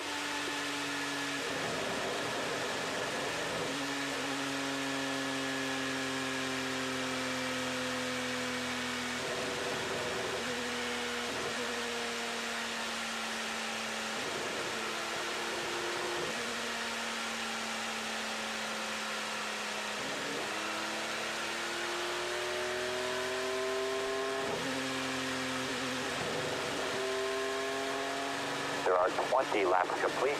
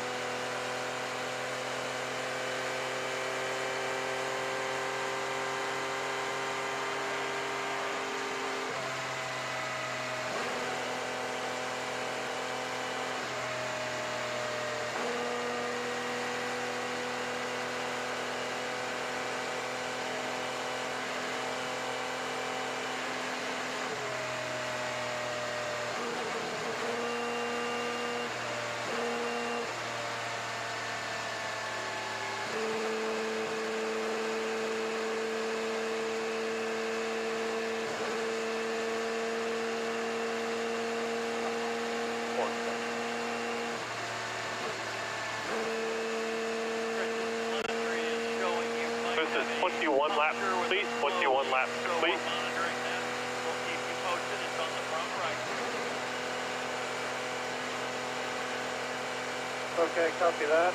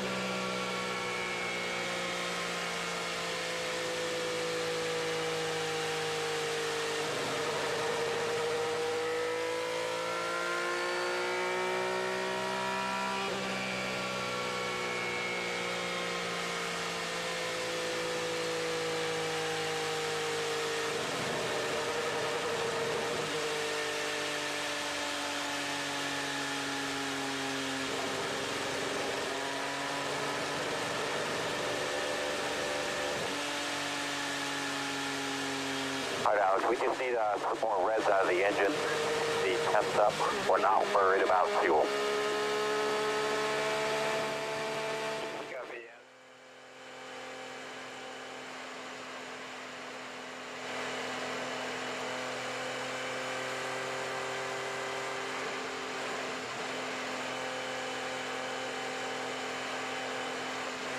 Pits are open. Pits are open. Christian, pits are open. We're going to pit off a turn. Question for you. If 5 cars stay out and we pit, would you want front wing?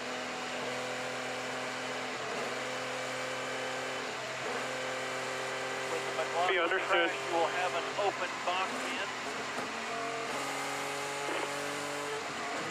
Nope, we'll pit this lap. Pit. Okay, box. Simpson's aware behind you that you're pitting. He is also going to pit.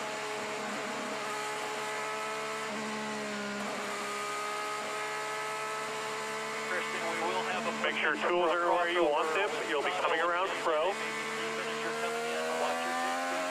Watch your speed here. Pit in.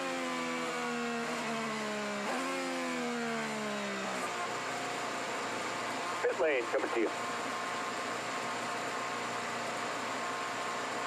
Pit in.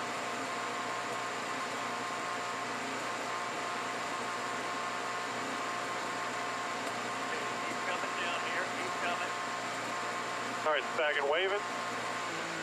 3, 2, 1, on the mark. 3, 2, 1, on the mark. Clutch. Outside, clear, outside.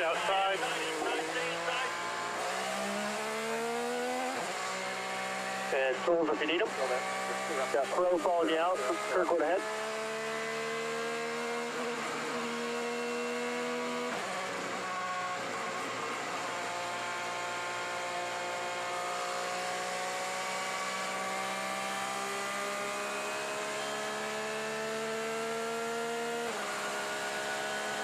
I'll clear out here. I'll clear out.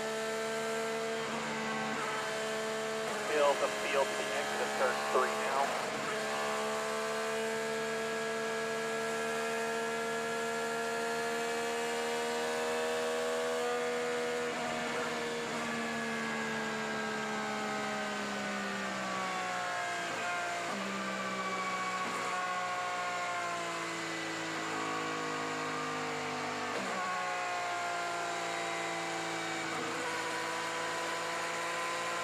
All right, let's go back to fuel save here.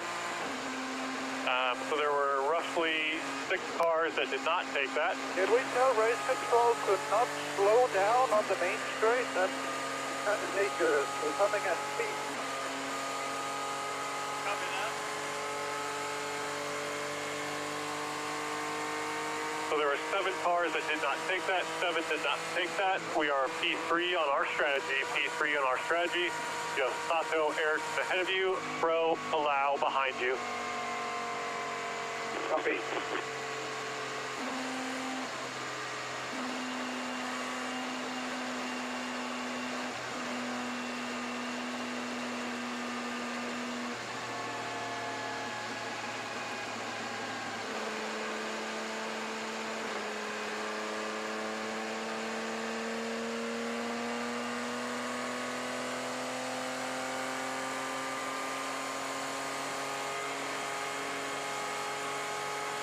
Go grade 12 when you can, grade 12.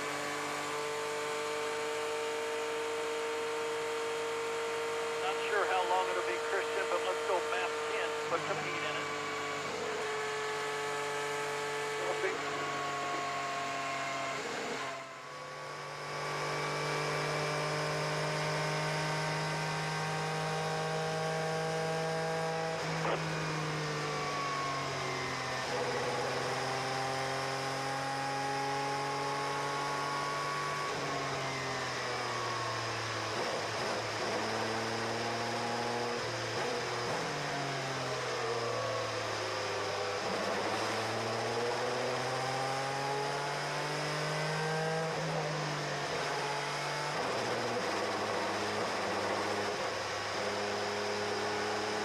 Technically here, we could go to the end on 4 more. The code's about a 115.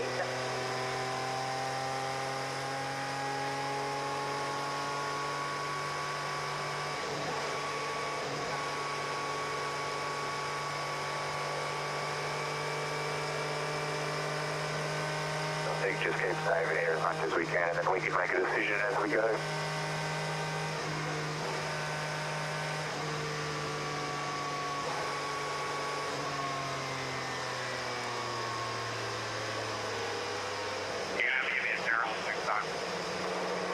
Copy, go.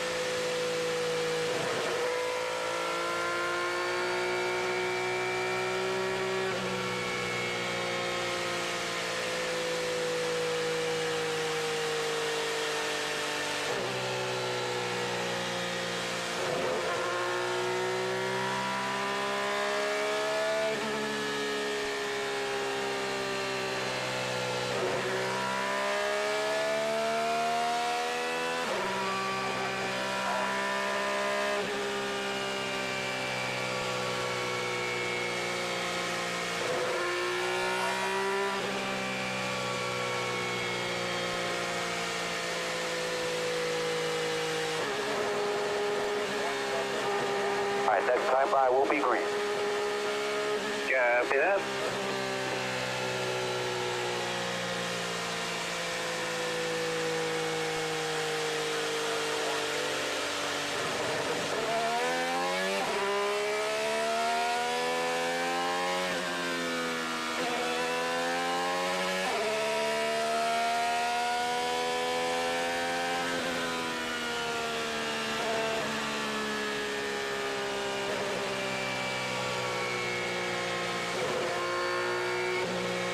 Two.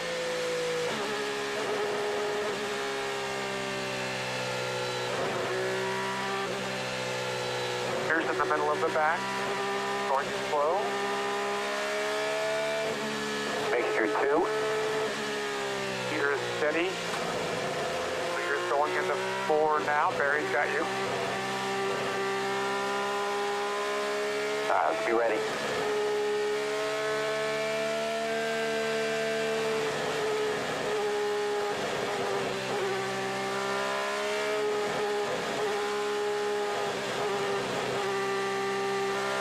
Green, green, green.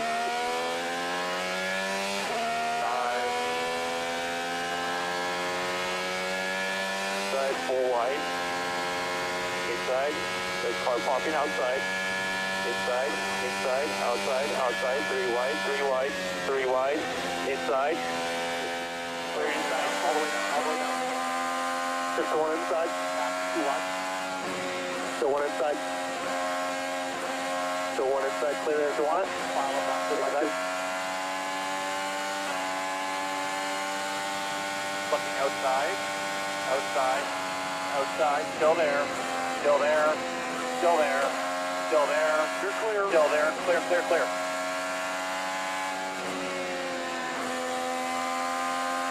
Bring Hall in front of you. Get back.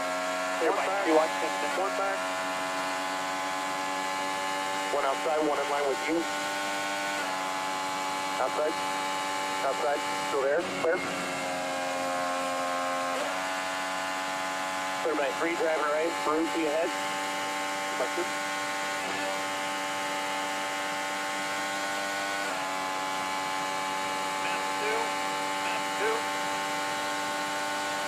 Newgarden 2, Matt. Inside, still there, clear, clear, clear, clear.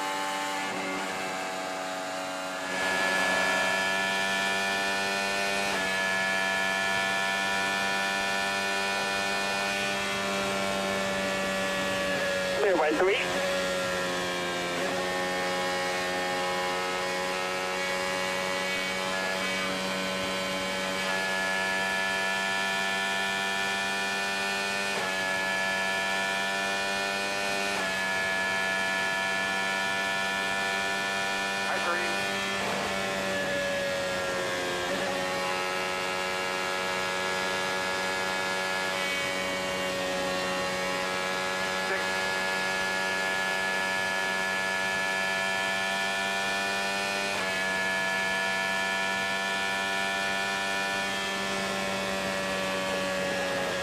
By 5.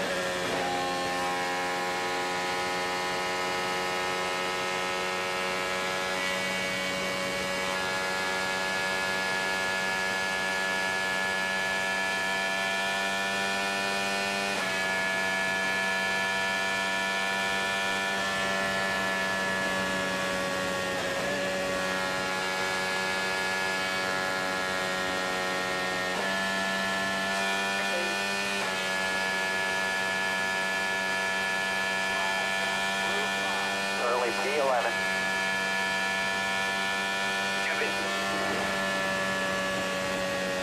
Clear by 5.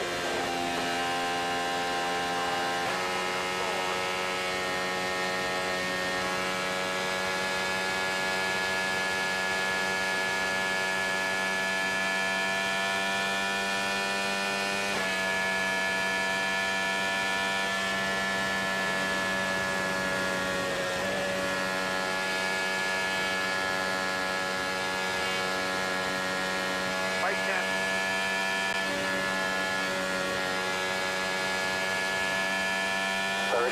Laps complete.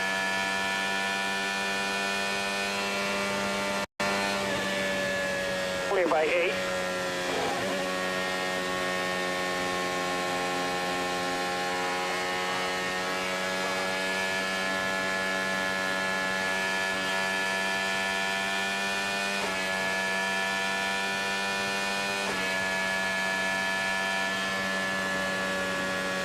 By 3.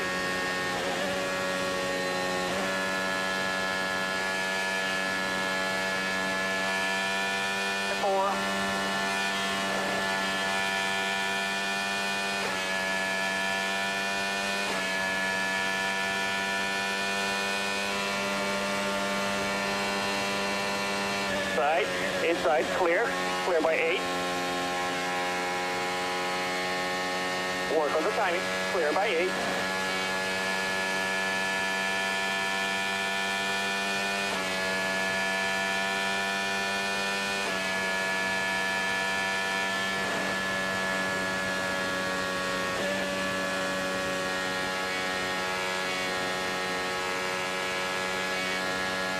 Clear by 8.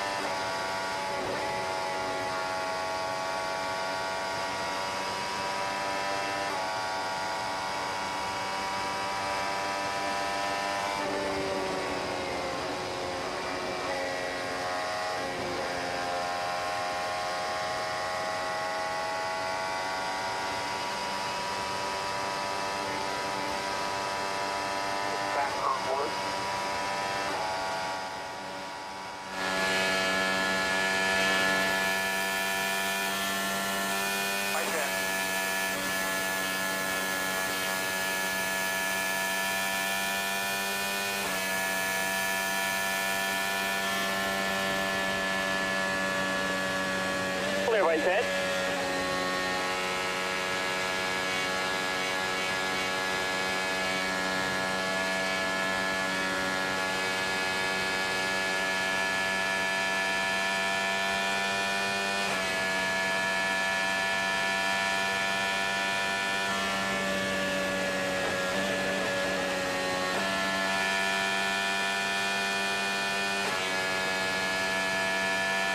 By 12.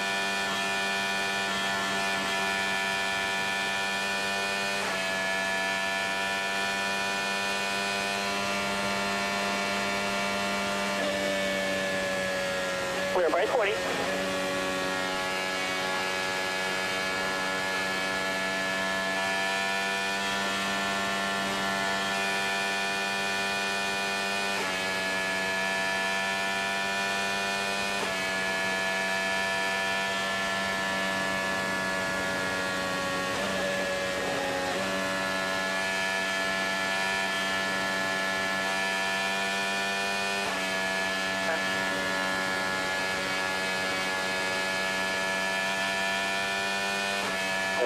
Complete. Inside, clear. Good job, 1 by 1. By 5. Great job. Take care of those front tires.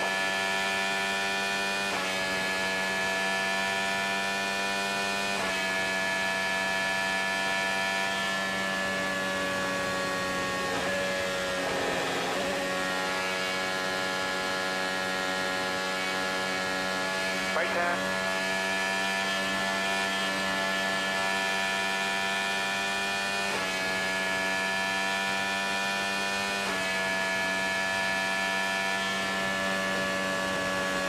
Clear by 10.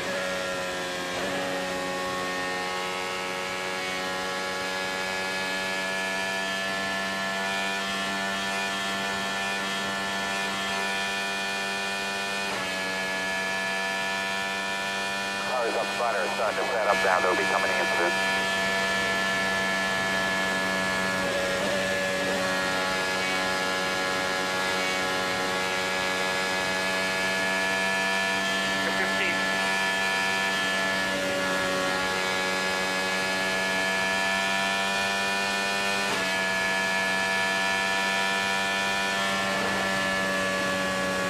Right 10.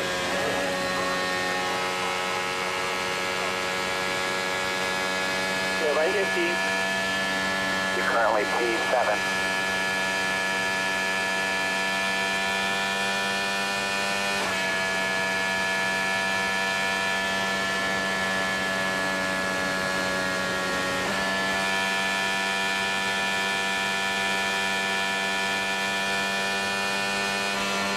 No pressure, no pressure.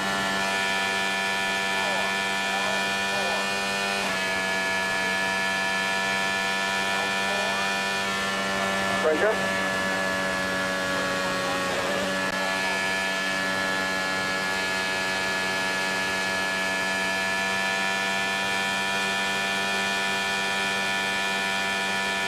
Hot flappers going into 3. No pressure behind.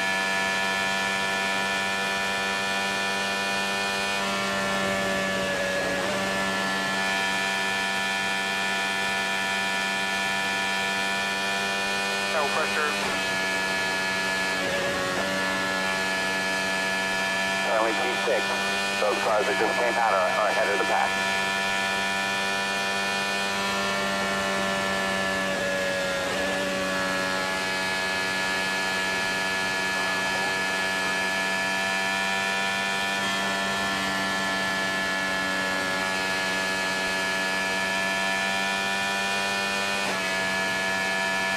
Ahead of your group. No pressure behind.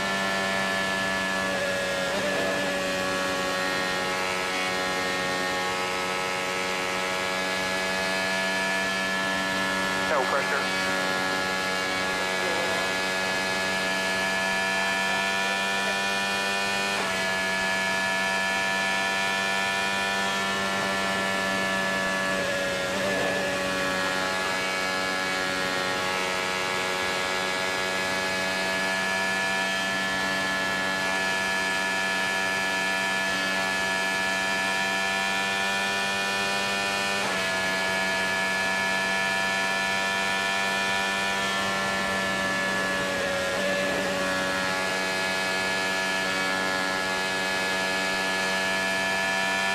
By 20.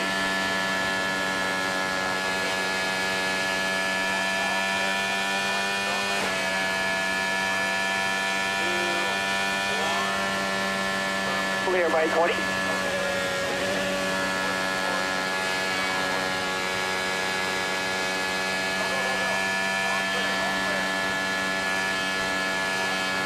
Currently P5.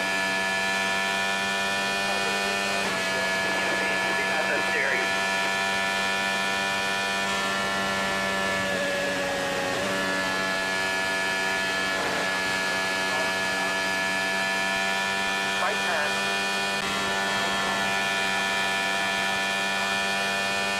When we come in, do you want +1 or +0.5?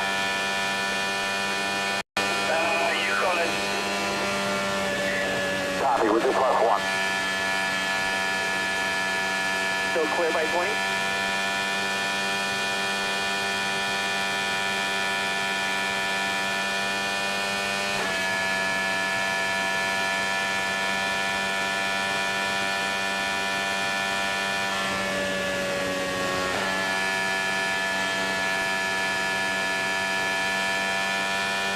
By 20.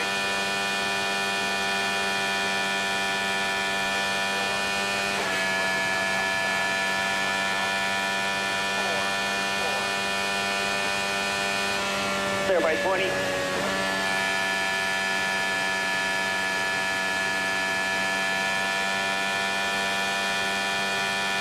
All right, the leader, Sato, is starting to catch those 4 cars that are just ahead of him that are the tail end of the lead lap.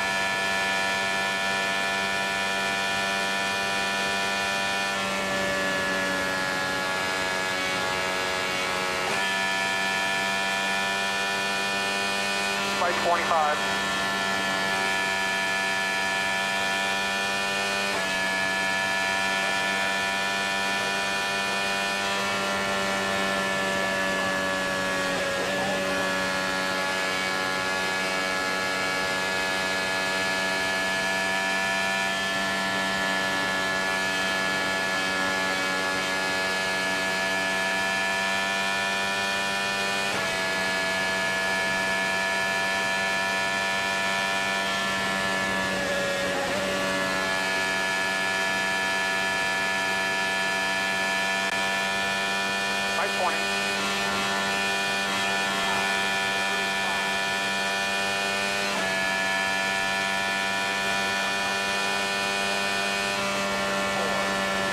Still 20 back.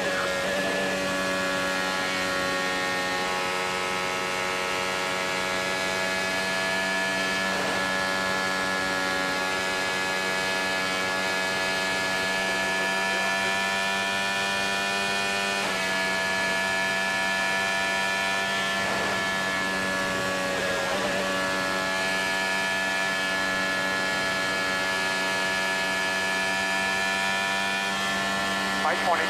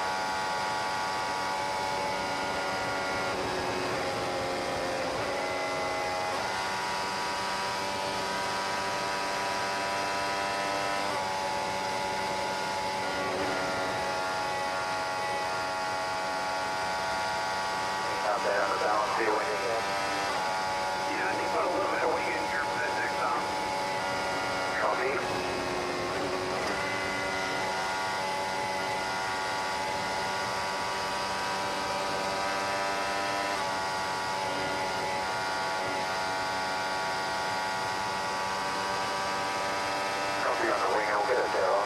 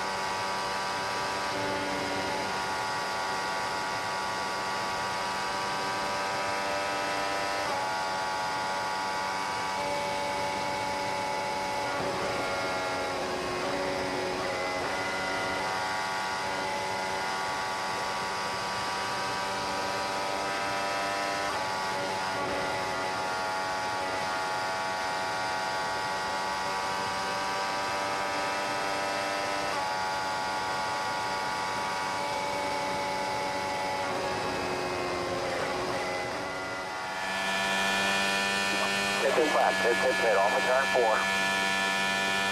4 left. Clear 8. Yep, hit off of turn 4.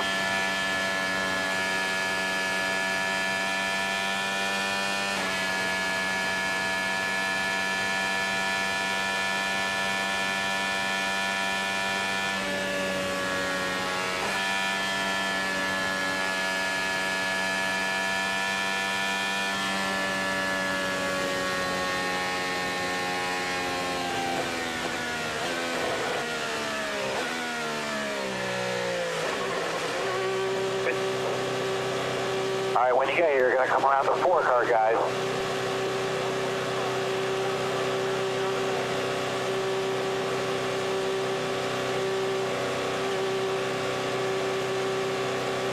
Come around the 4, he's ahead of you. 5, 4, 3, 2, 1.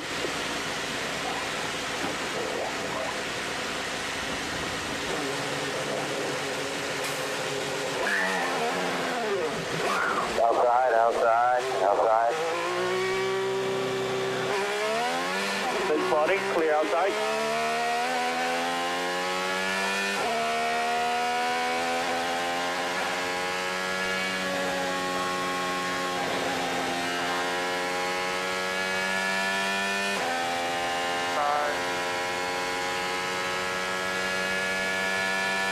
Clear.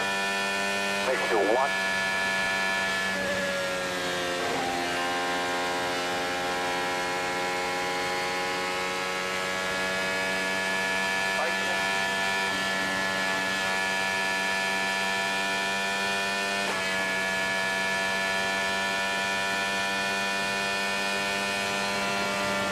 Clear by 8.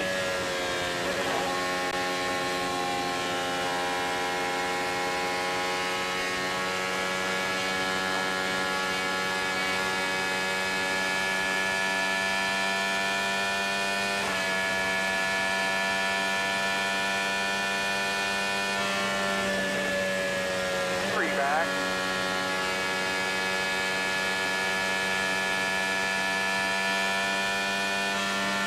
Back.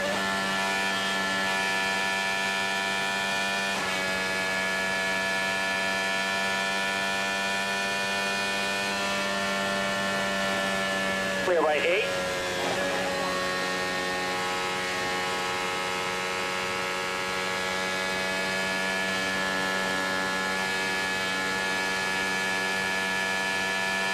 Currently P5. The 2 cars in front of you, Rossi and P. Francesco, on 20 lap tires.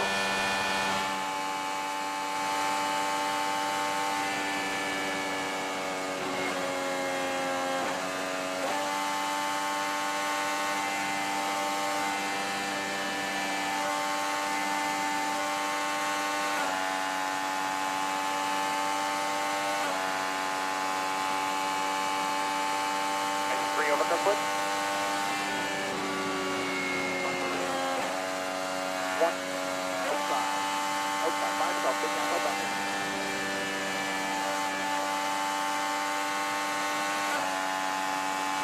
Head back. Eyelet. The cleanest and raspberries in the head.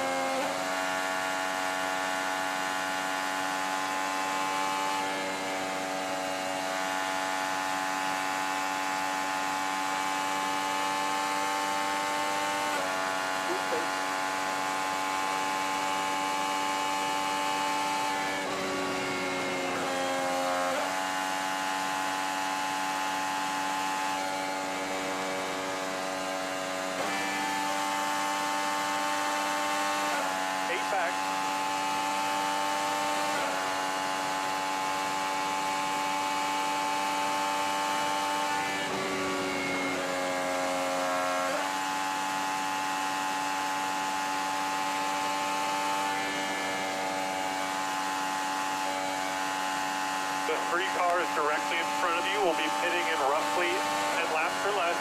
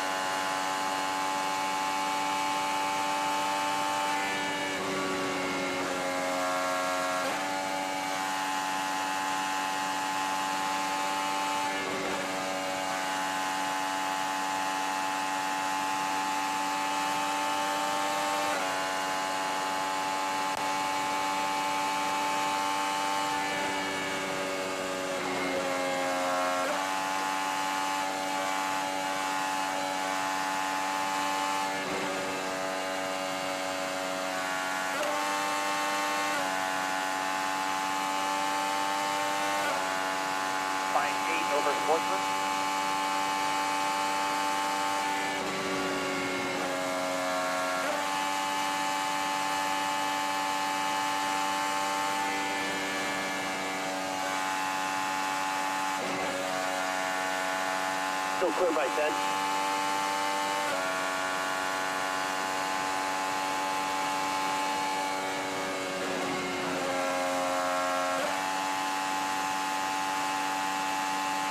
We are still P6 on our strategy. We're still P6 on our strategy.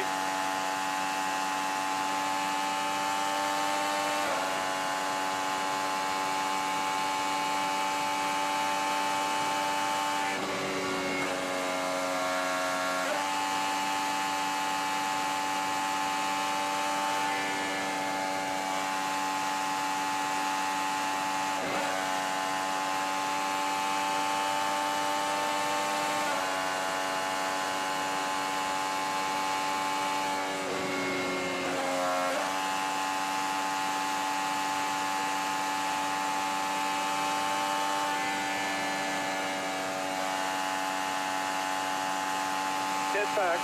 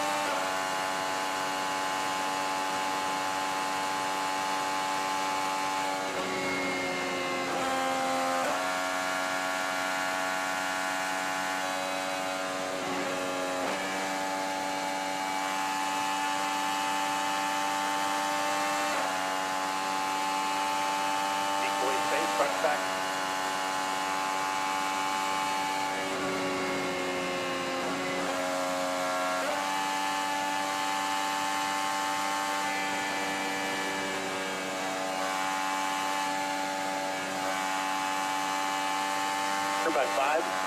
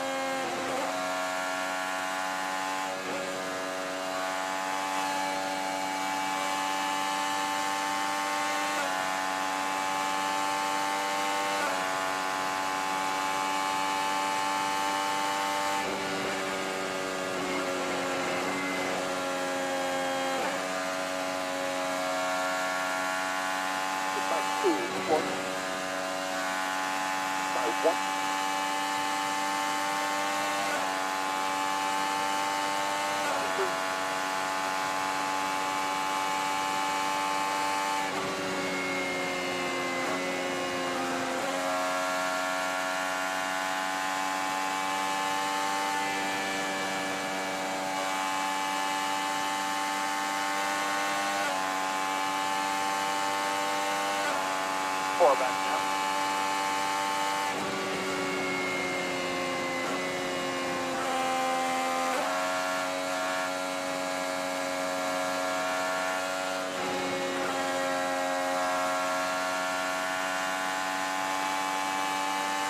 Clear by 4.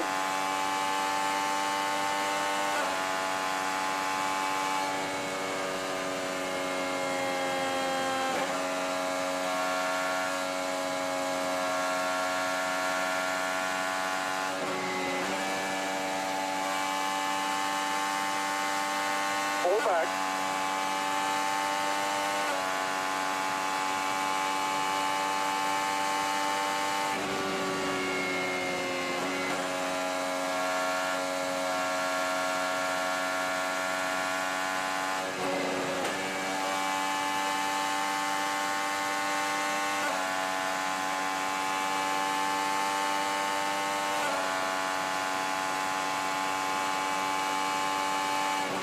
Back in line.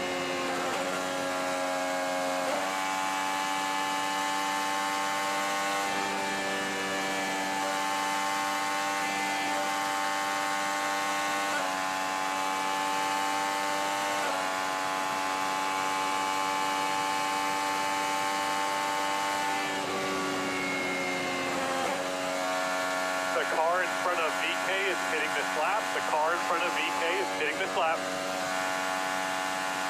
3, 6 ahead.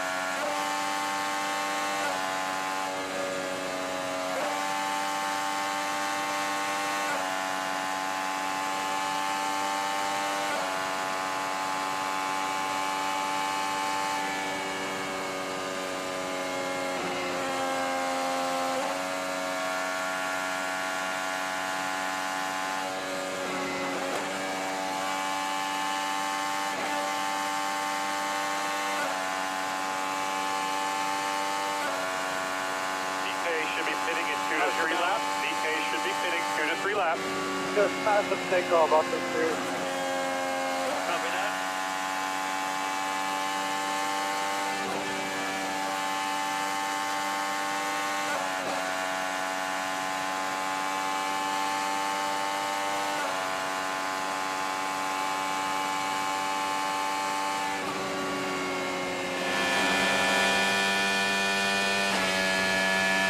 Right 12.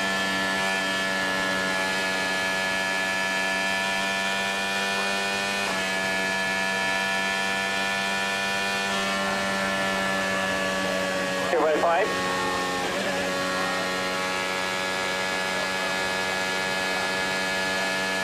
Okay, right 10.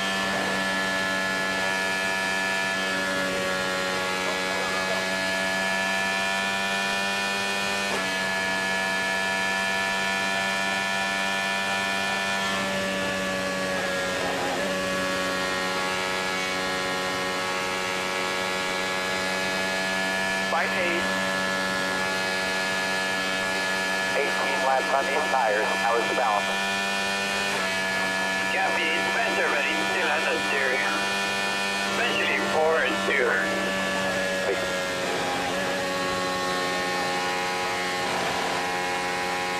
Clear right 10. All right, when we come in again, we'll add a half.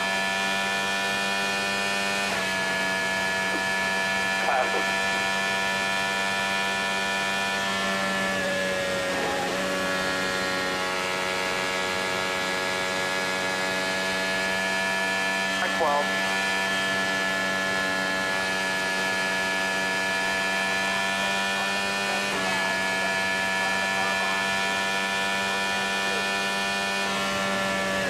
Still clear by 5.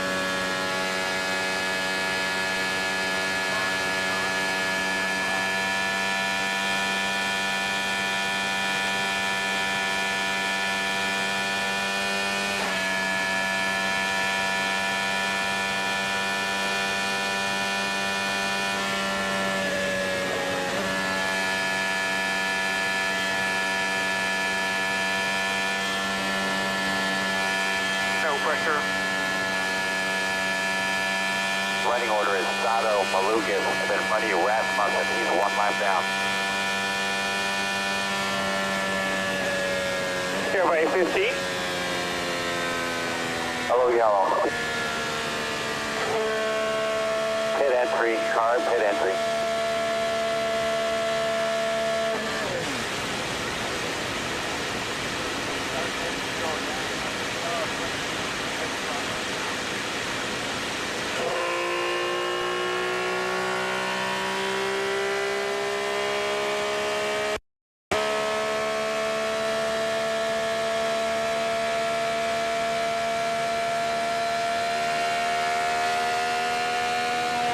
We need mixture 12.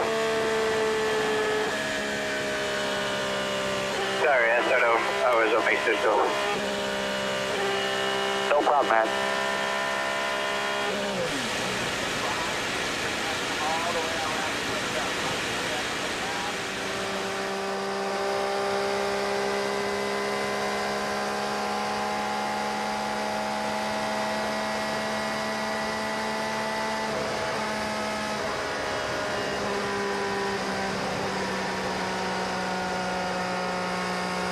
Okay, going. What do you think of your title level? Copy.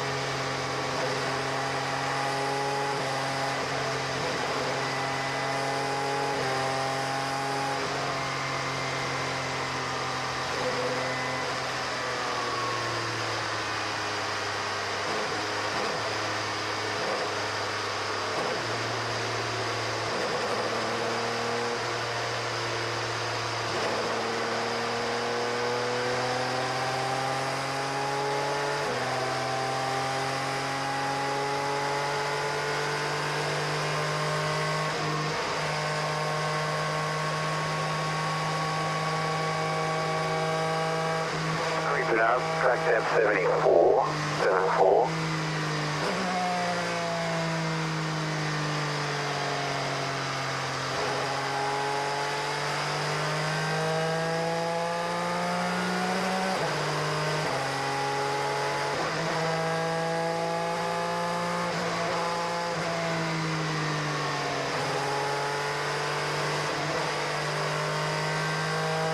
Yes, sir.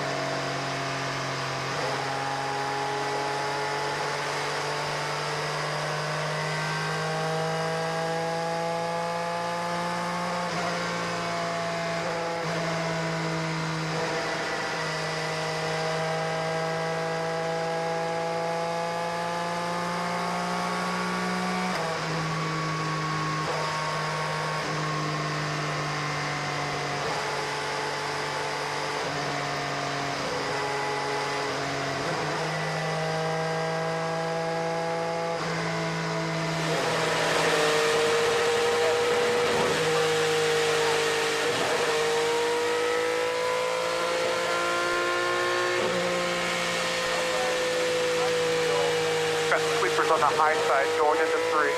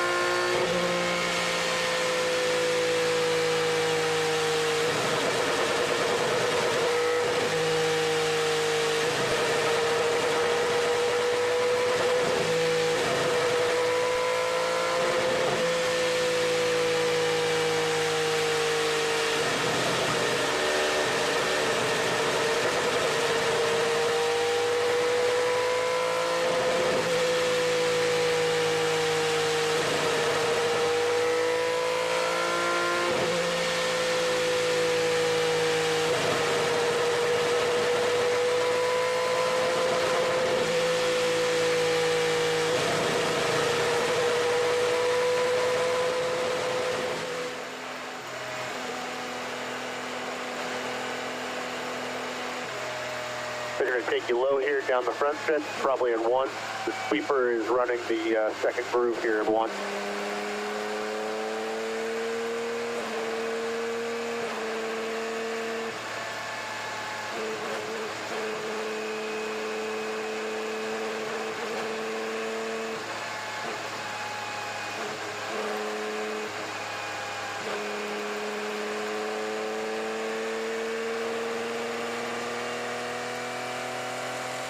They're still working on cleaning up pit lane. They're still working on cleaning up pit lane.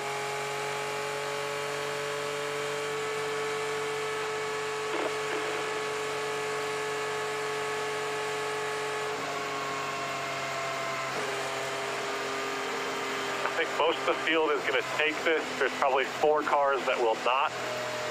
Right now it is Pato, Malukas, Palou, Daly, Ferrucci, yourself, Ilott, Pro, Josef, Helio behind you. Copy. Okay, sweeper here on the outside. Entry to 3. Pits are open, you'll be pitting this lap. Pit this lap.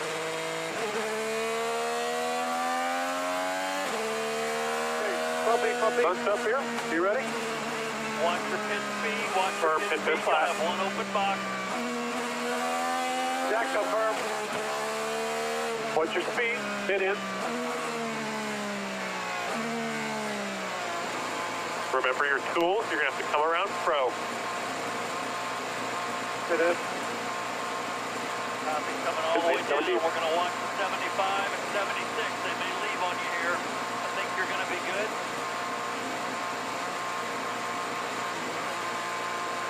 Kyle's waving. Coming down, 1 3, open box. You'll be here 3, 1. 2, on the mark. On the mark.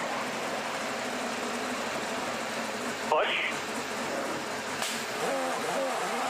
Outside, outside, outside, outside. Clear. All good there.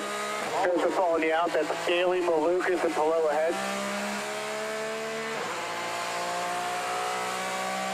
We need him.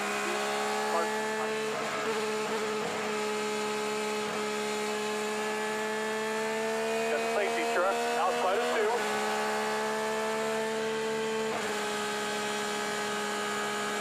All right, you're clear here. The officer out here, you're going to see a safety truck to your right. Fill the field at the end of turn 3 now.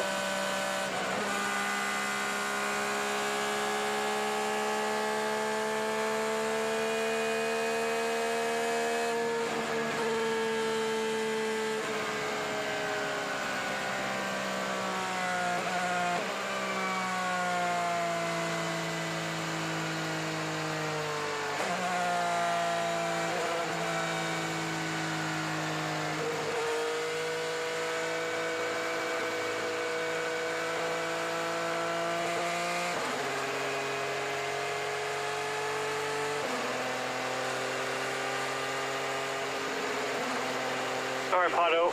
There are 4 cars who did not take this. Brian Hunter-Ray, Devlin, Carpenter, Harvey. You are P4 on our strategy. It is Alex Palou, Malukas, Daly, yourself. Behind you, you have Newgarden and Pro. Copy.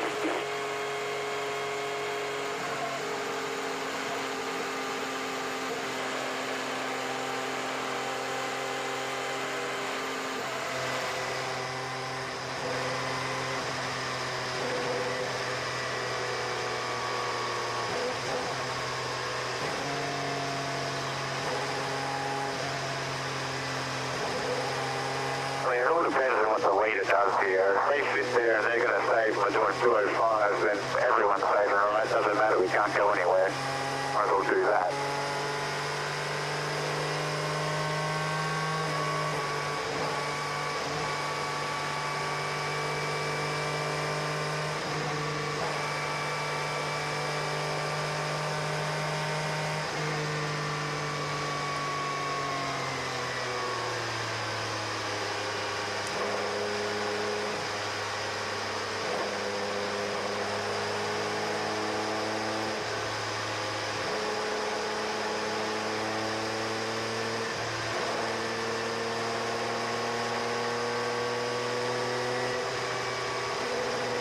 Outside lane work here for you.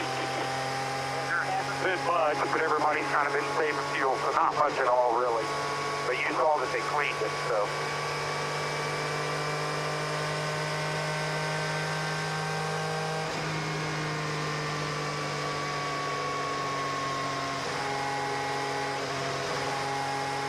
Affirmative. 2 passes on it on the second lane.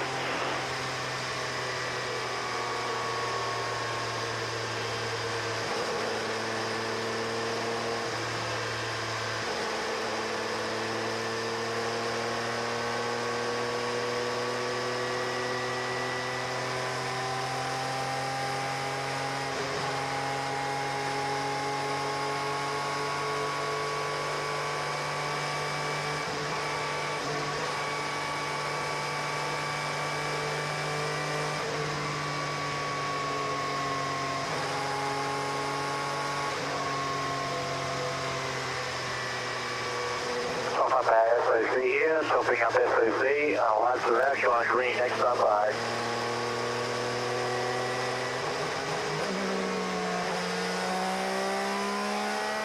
$147.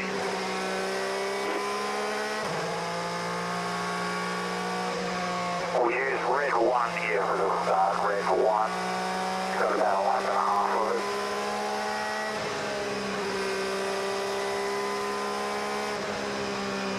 Just let you know that corrosion quest behind you was working that second lane a little bit.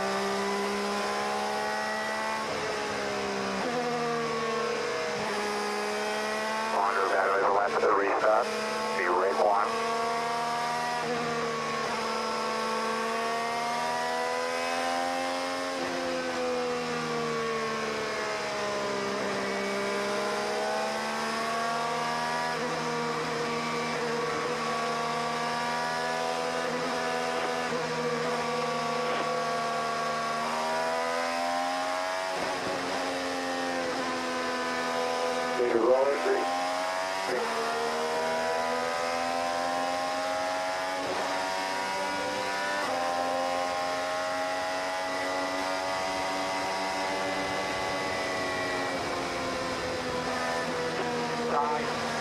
Clear.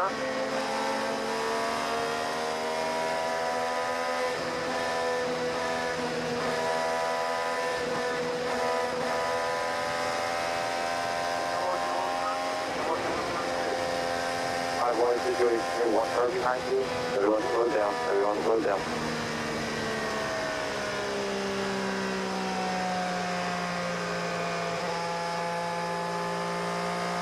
Big save here. Big fuel save.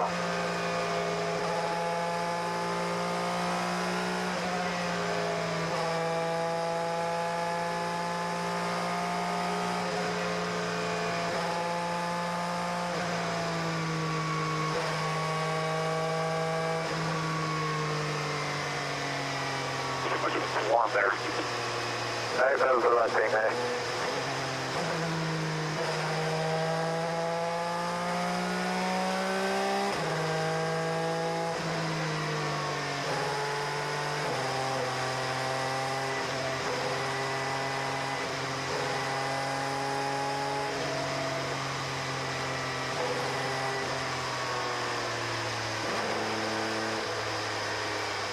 And so save it all weekend here. I think once we get back going, it's going to look like a 105, 110 to the end.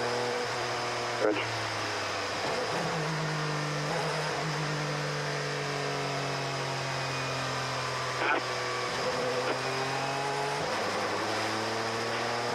Copy.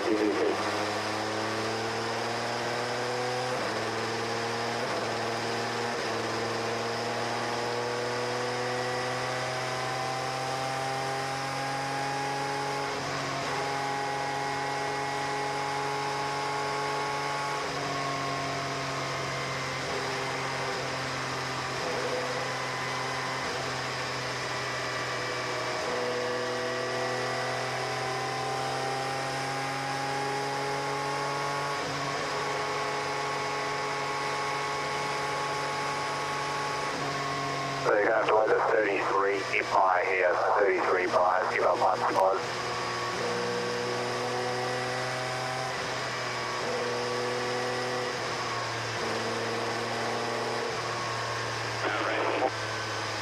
Correct to you, not. He has 18 laps, 15 laps pitted.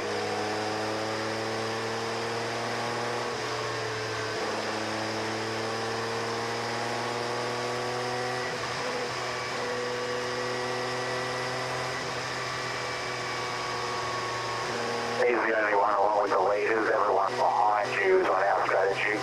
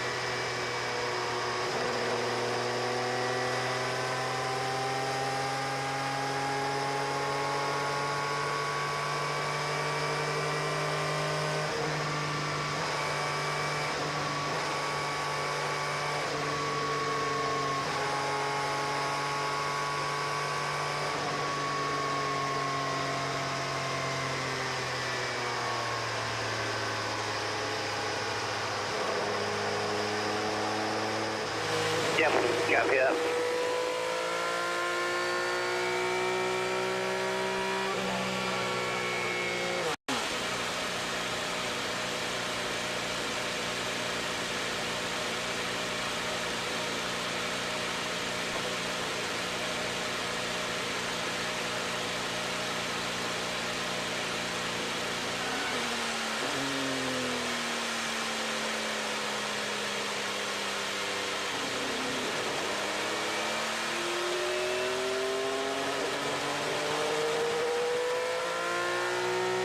All right, let's go to second gear and use more revs to get the engine temped up.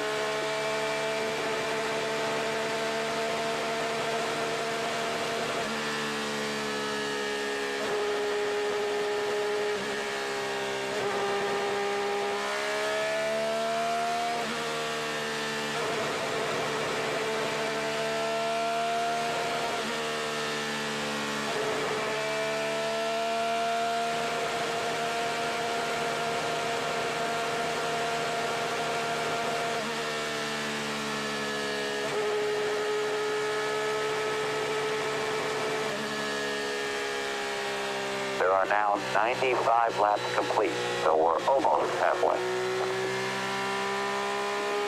Copy that.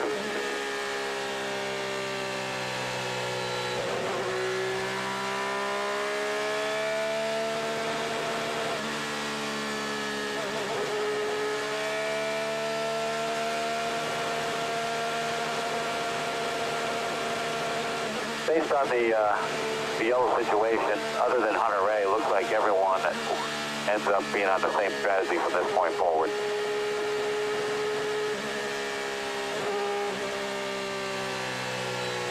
Copy.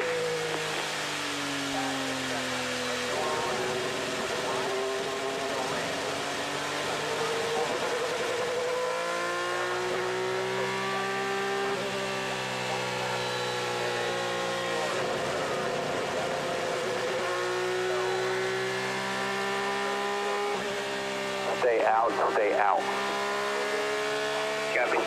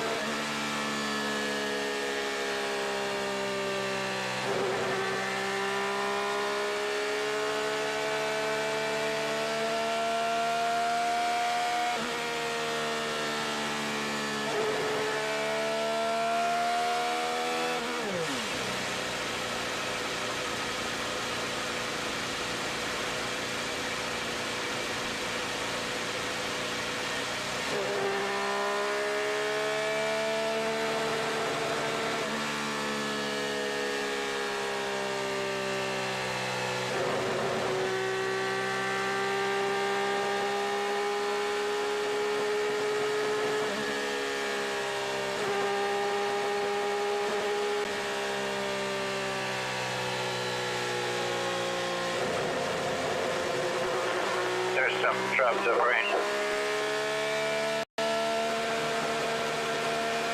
Copy.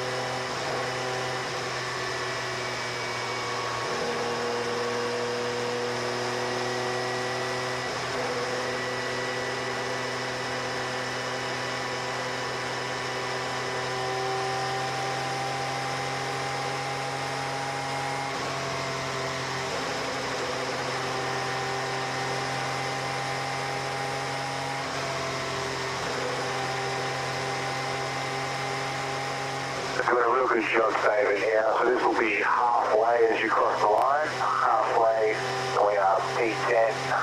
So we'll head out to P6 once the other alternate strategy guys get out of the way.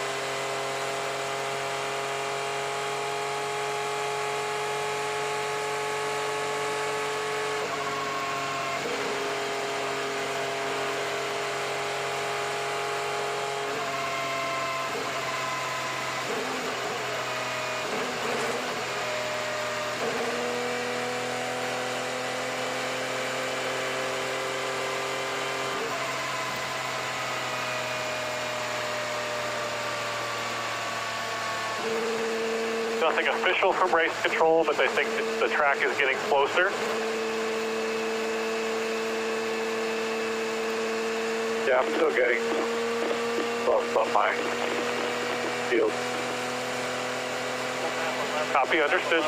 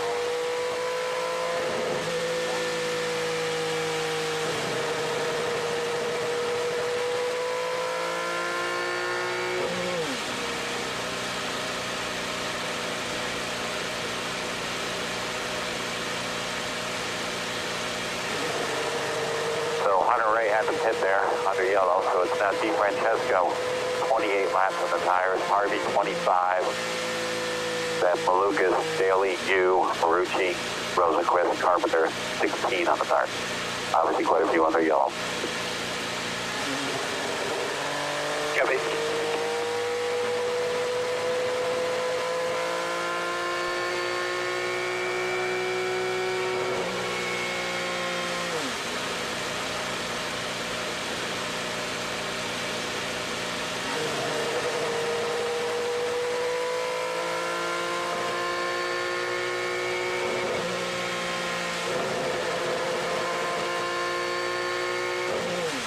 All right, Alex, we need some more engine temps.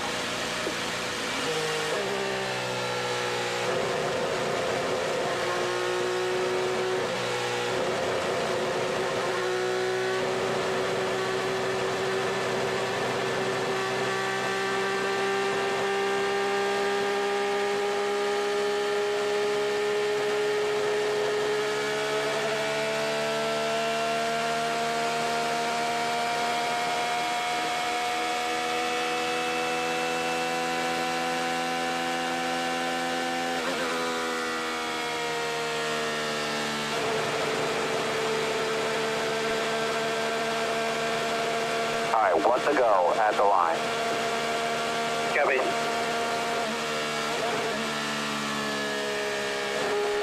You need to adjust your control. Get ready for the restart.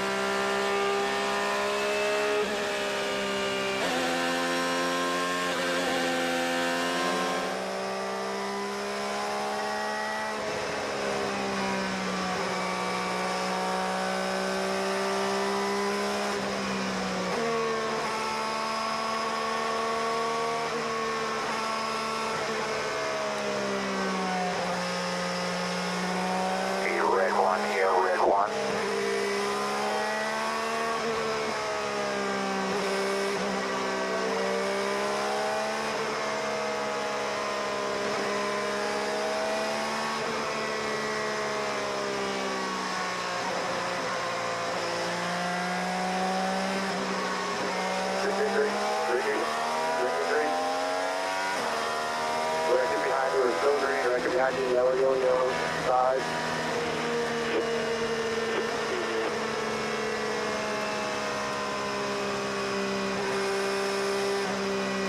Yo, whoever's restart just needs to fucking go. Yep, understood.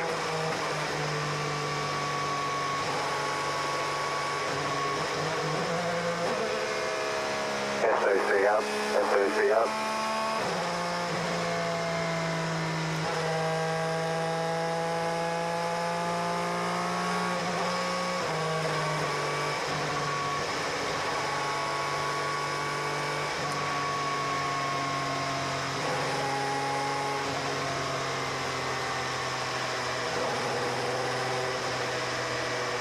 Working on it.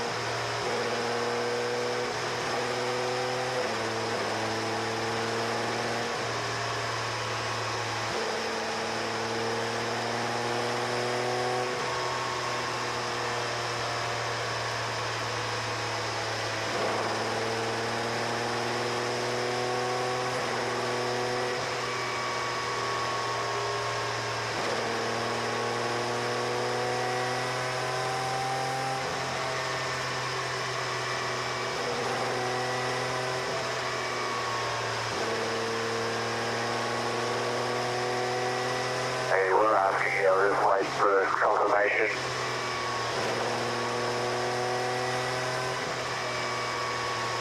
Order is correct.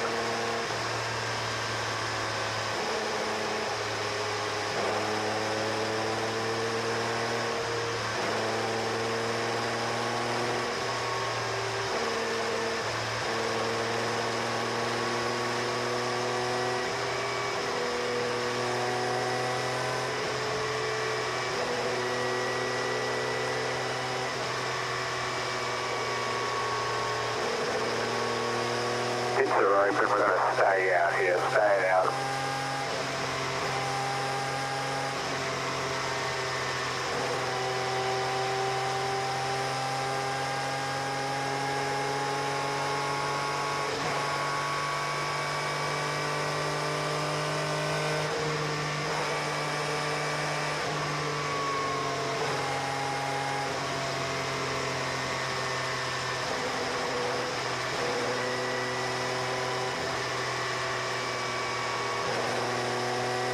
I don't know how these guys aren't pitting.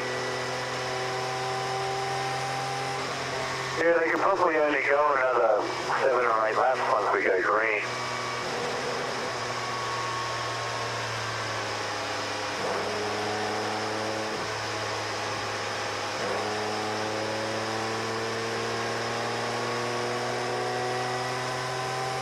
Once out, going on restart this time, restart this time.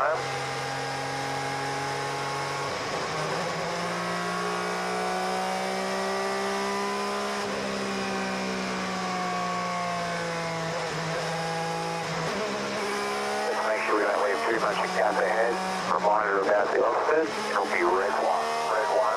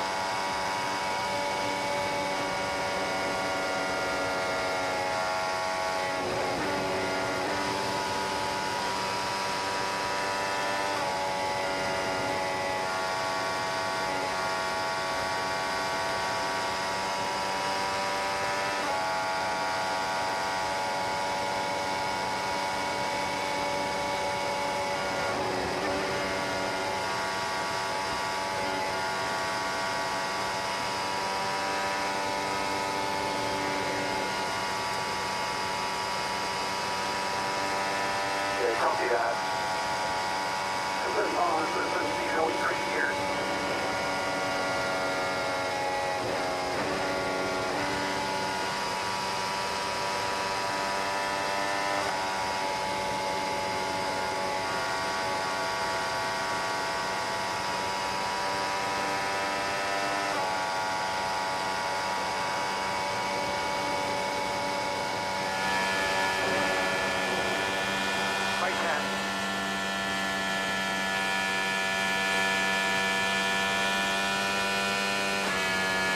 To go. Copy.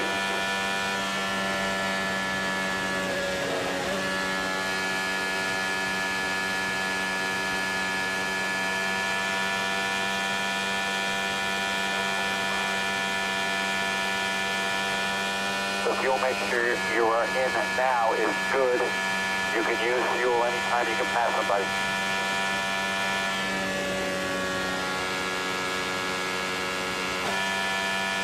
Yeah, copy. 515.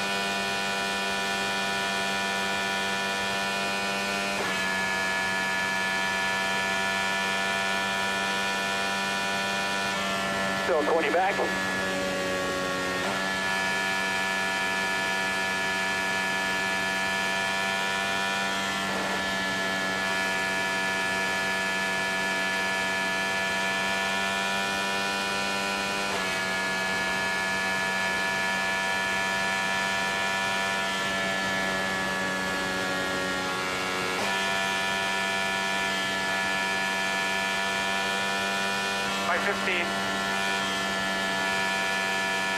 Alex, we lost power on the stand, and we've got an update for you.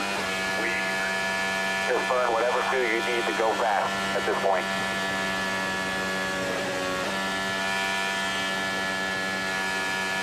Copy, I can tell you numbers if you want. No, we don't need numbers right now. Just go fast.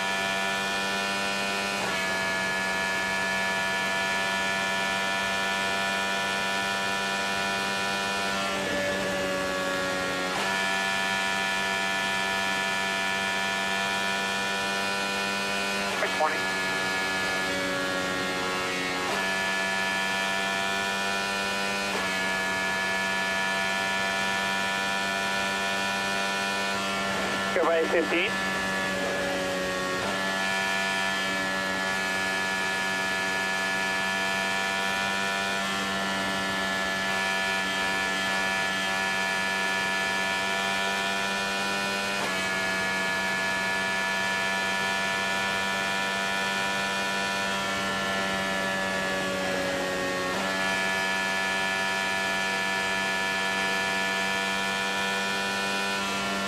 By 20.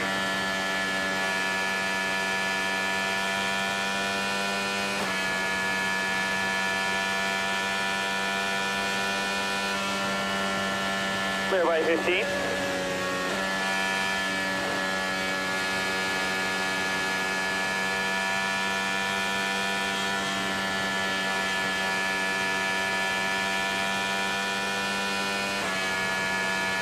You're currently P3. You can go back to using Victor 7 again.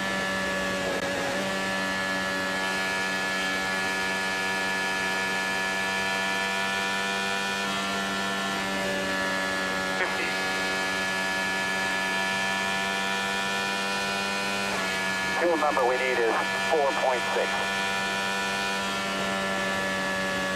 Copy. So you're connected now, right? All good? Yes.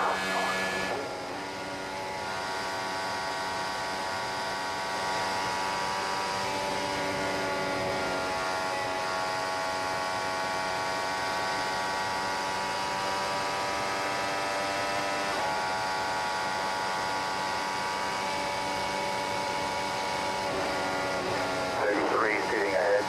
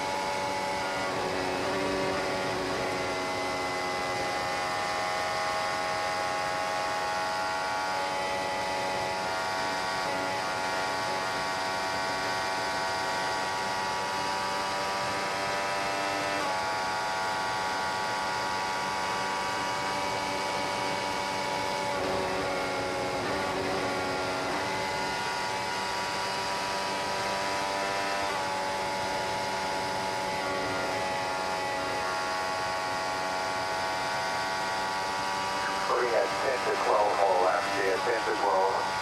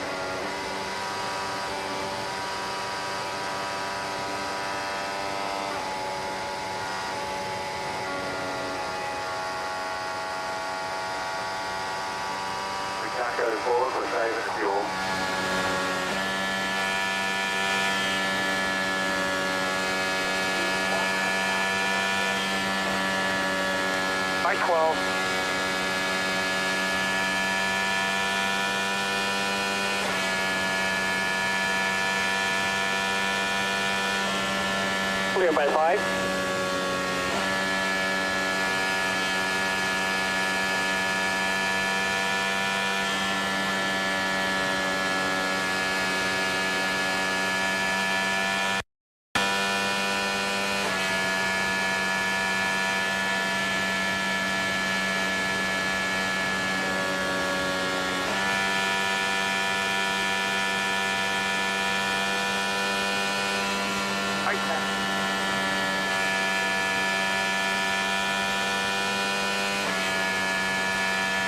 Too flat. 10, off of turn 4.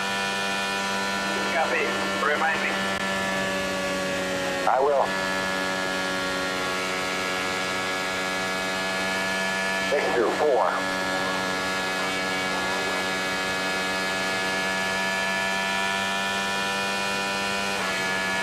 pit, pit, pit. Adjust your controls if you need to.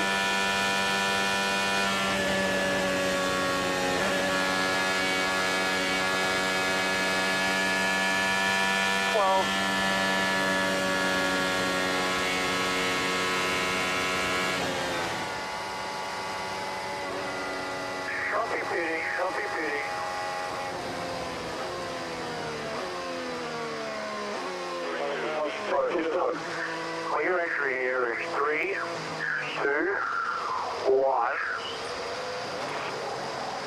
Plane's going to be all clear here. We're going to get you in.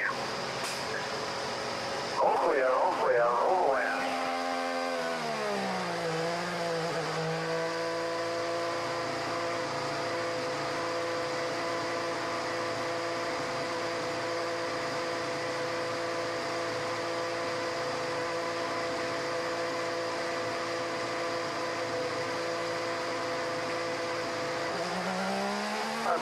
Start finish line. Turn 1.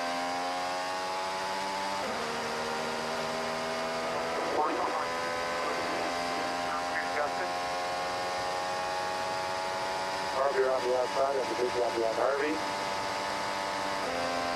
O'Ward out with you, follow back. Carpenter is 2 back. 2 back, 1 back outside. Pull in.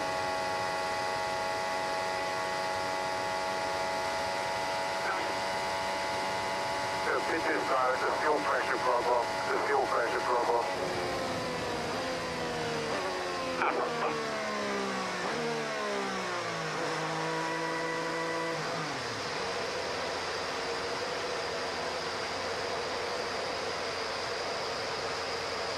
Stop it off. Stop it off.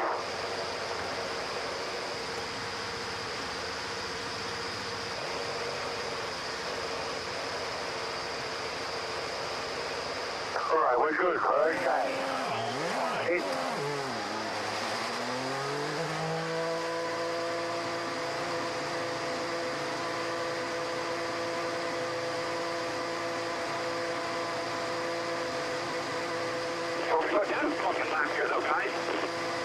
Got a bigger problem here. Just hold.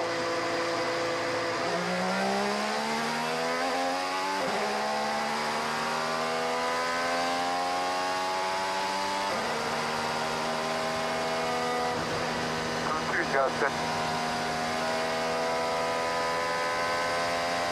Grab the pin on the outside, so you can't behind the yellow guard. Sit back, over the 5, 2, outside, 3 back, 2 back, 1 back. Following you through here.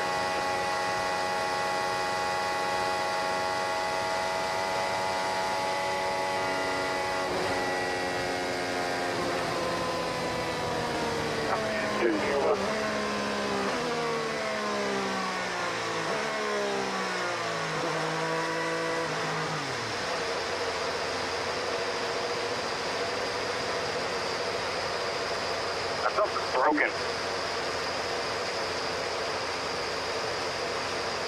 There's dash 12, dash 12.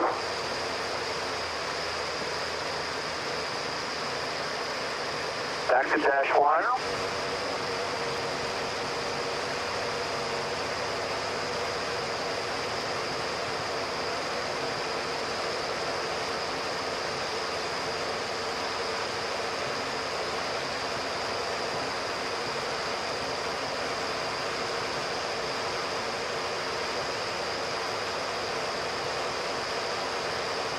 Engine cover off, shut it off, engine cover off.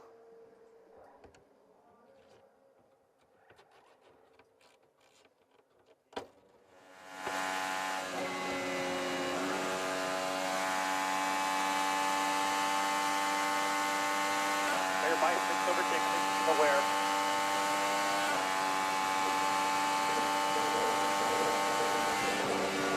Watch your pin speed. Sit up.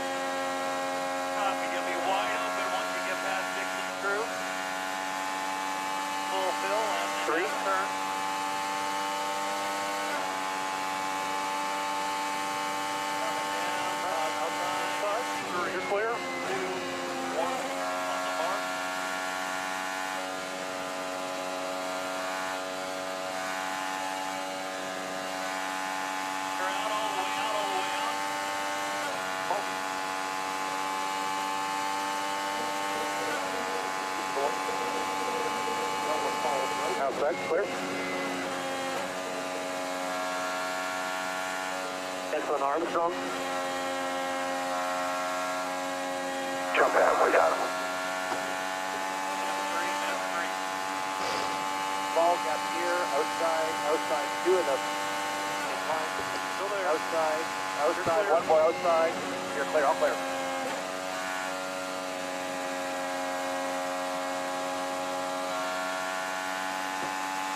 Three back or pulling away. Four back, five back. Clear by two over Sato for Hilot.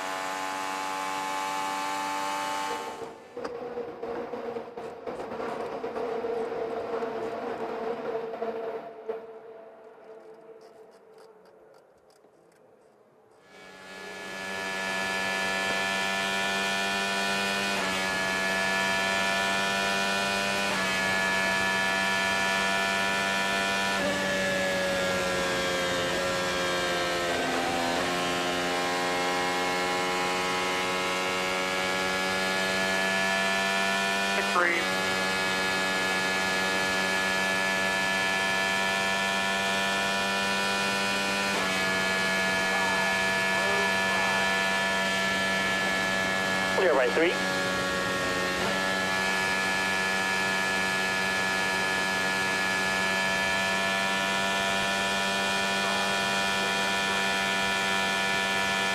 Half my pretty good. Side clear.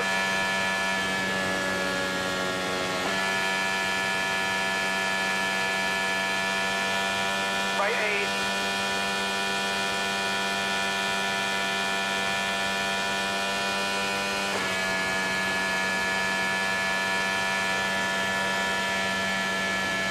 By 8.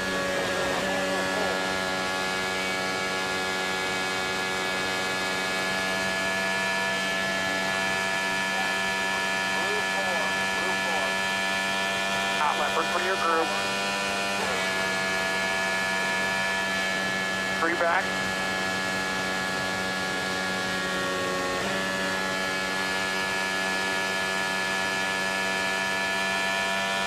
Clear by 6.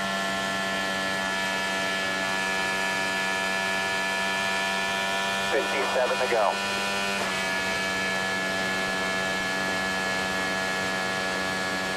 Clear by 5.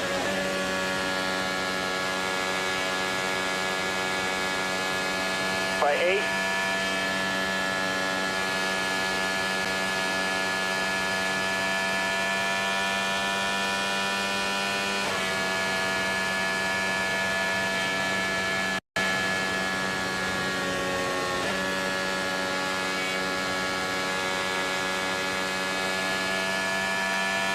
By 10.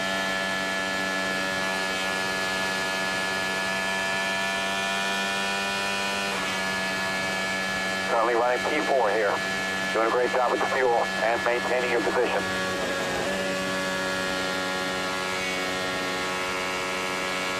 Clear by 10.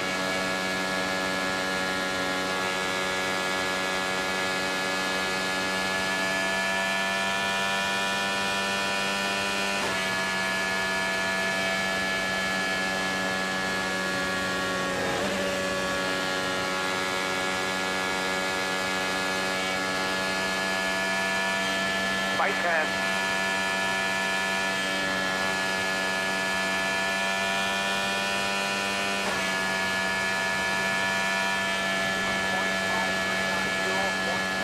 Clear by 5.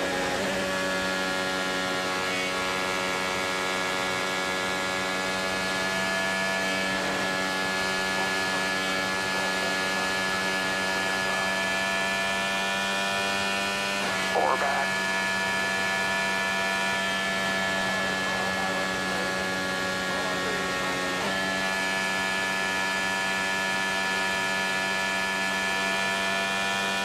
By 10.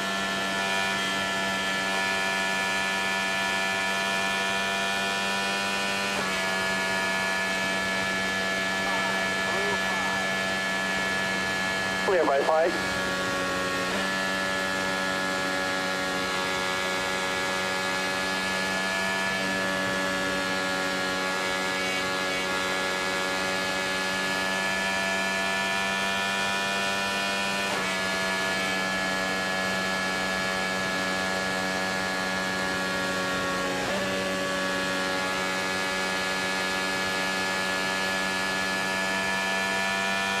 by 8.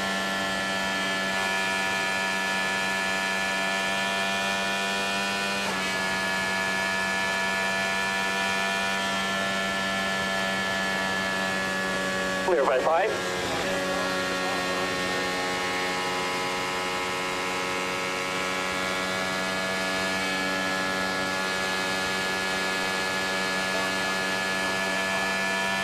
Hot lapper in the front of your group.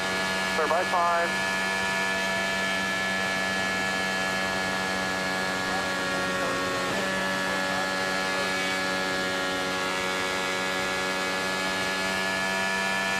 Clear by 8.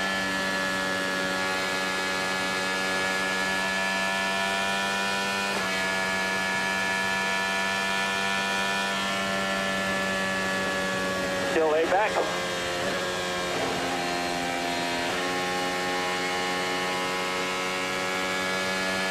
Back.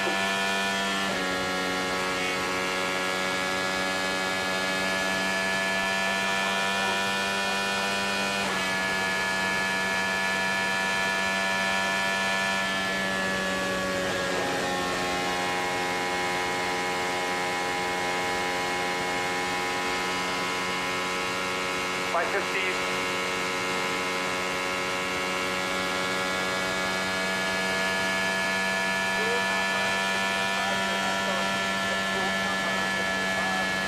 Right head.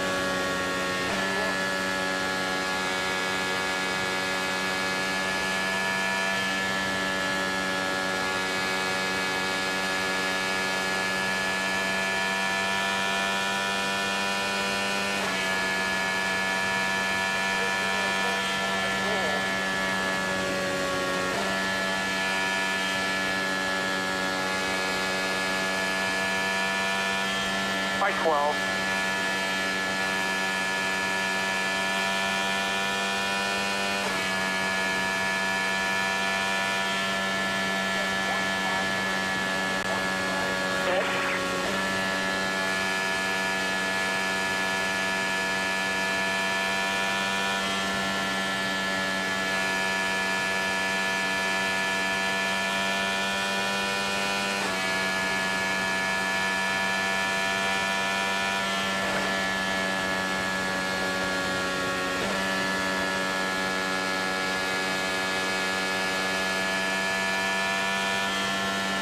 By 15.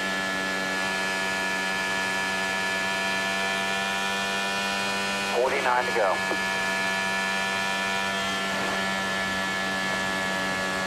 By 15.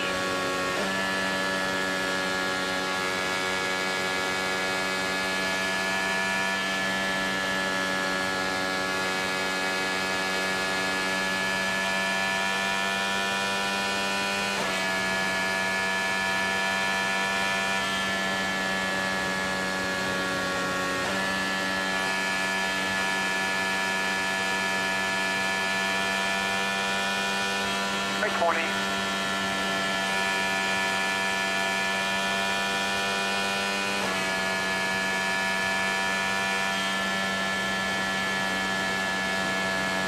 By 20.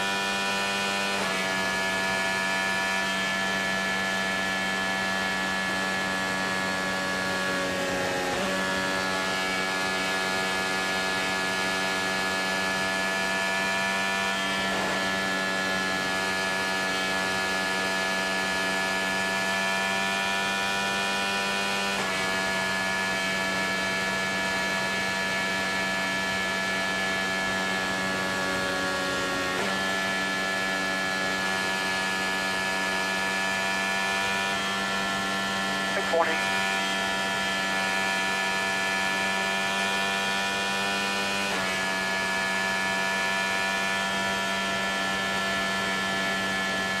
by 20.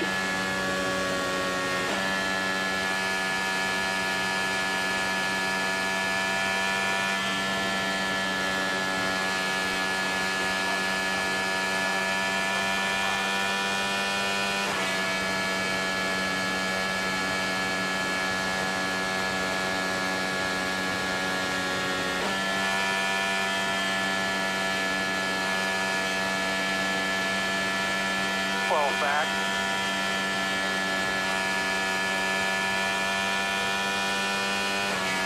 .45 to go.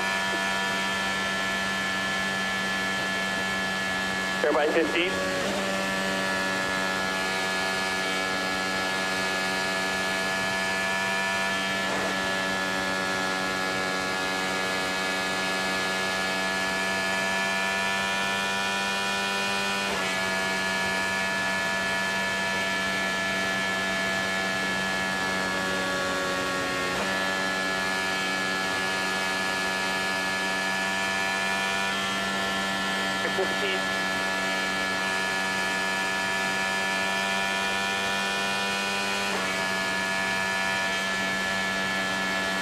Still 15 back.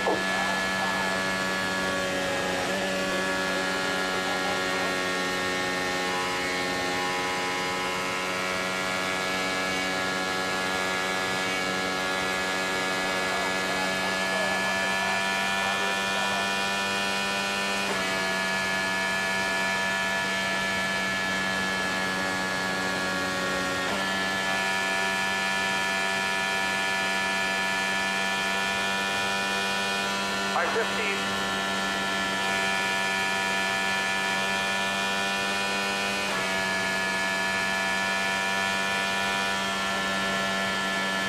Clear by 15.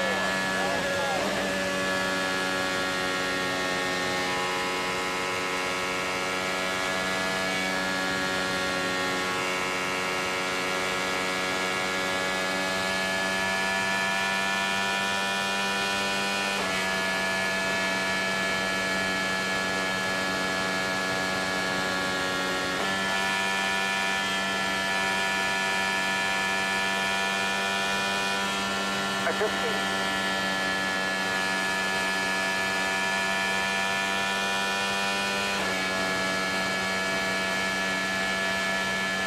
Still 15 back.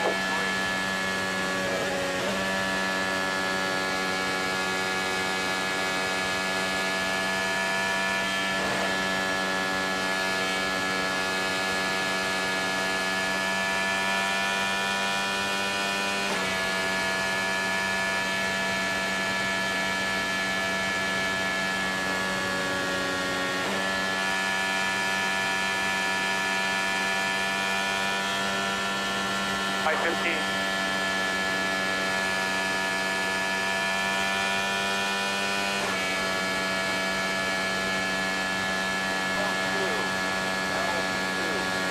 By 15.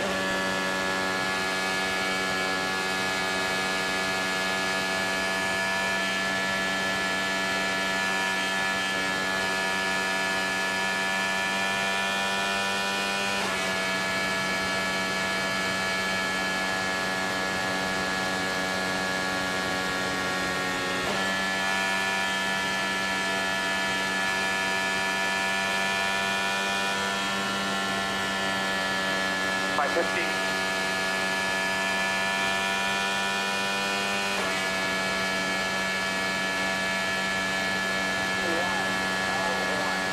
Still 15 back.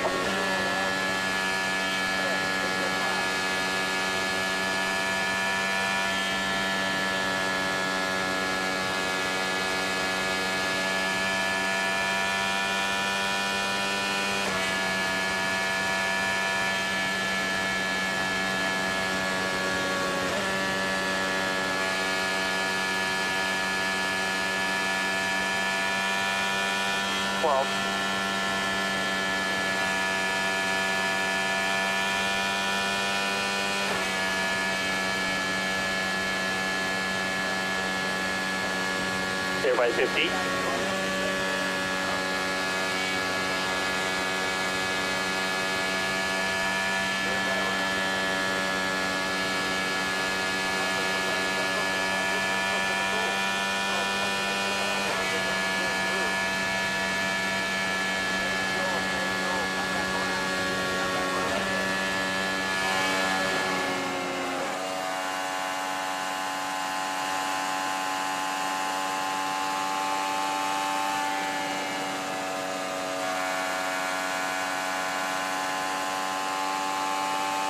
Roughly 7 more here, 7 more.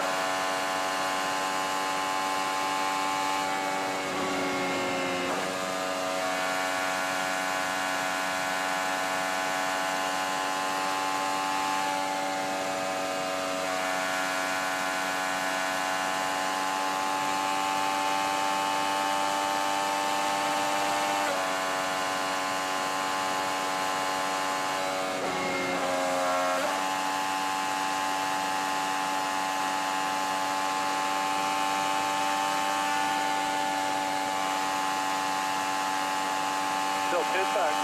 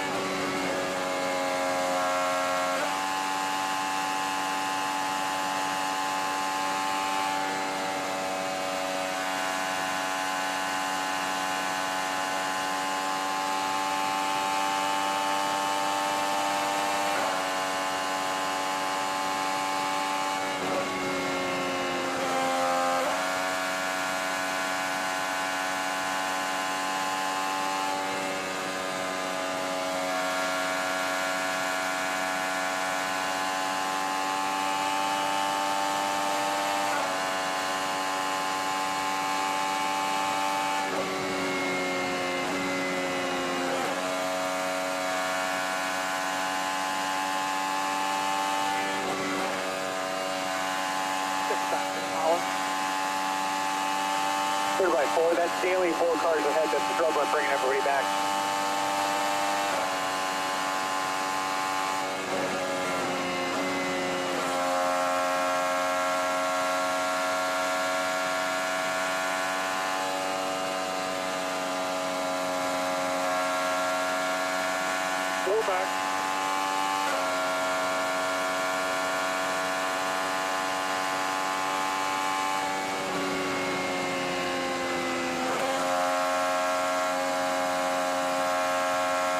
Daly, 2 cars ahead, going to the bottom one, third by 8.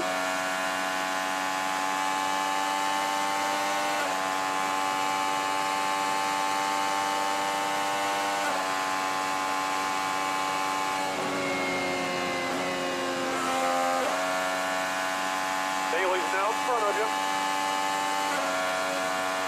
Daly is hitting ahead.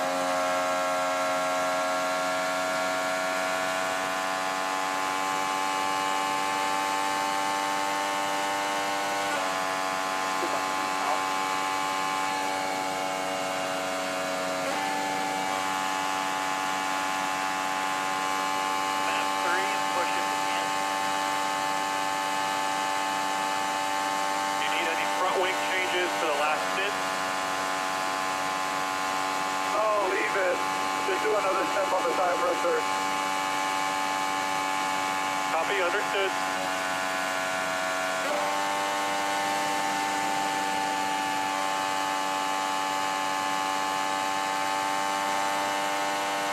Keep pushing if you can. These guys are struggling on fuel.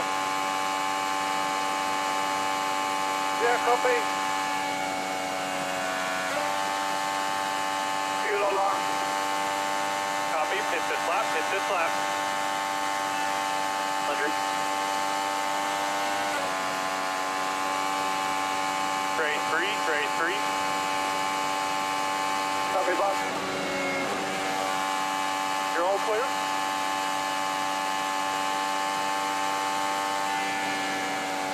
Speed here. Pit lane. All right, right now we got 3 open boxes. Nice and smooth, everybody.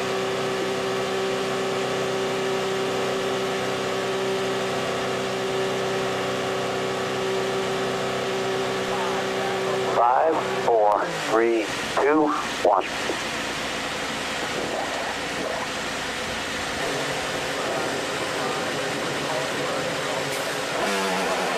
Clear.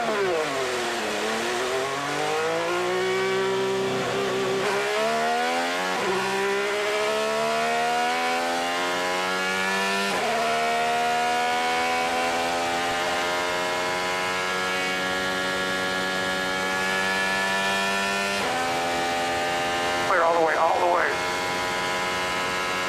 At behind it, exit at 2.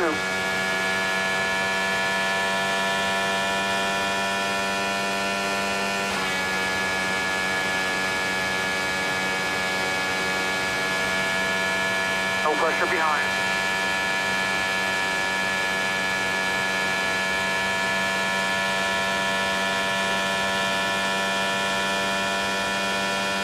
No pressure behind. All clear.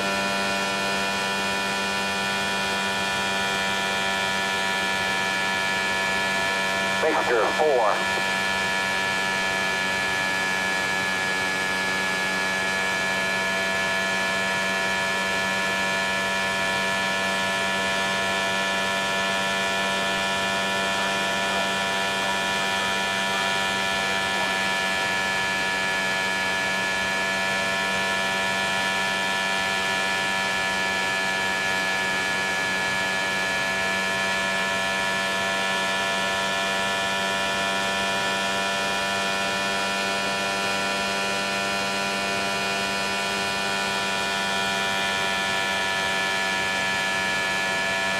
Mixture 7, we need 4.5. Hot lap where you see it.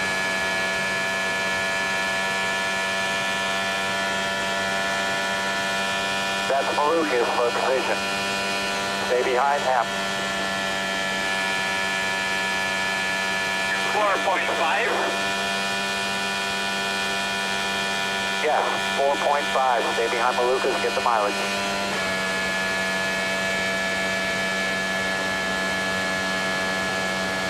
Pressure behind.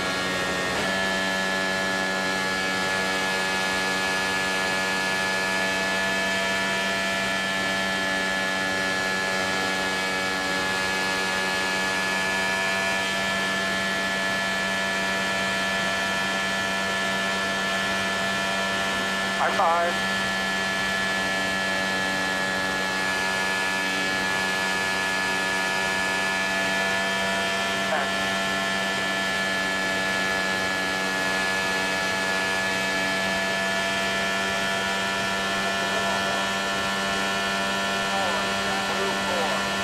Clear by 3.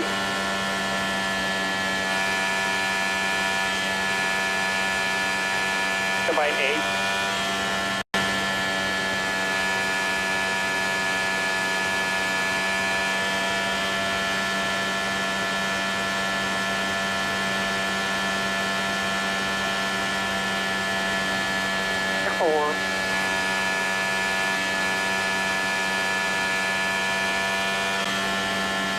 By 6.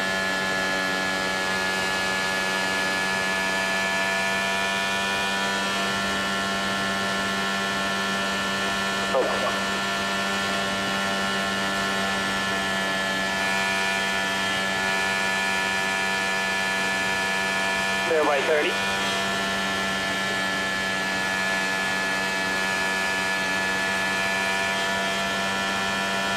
Car behind you still needs to make another stop.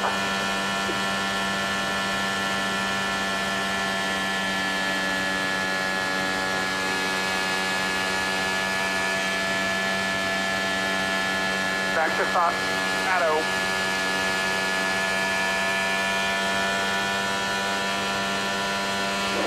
Back. 3 back. 2 back. Clear in. Pato needs to do another stop. Negative. He stopped the same as us.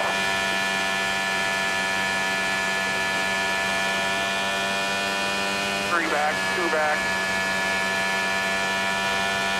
Your bumper. Outside, outside, outside clear. 6-6.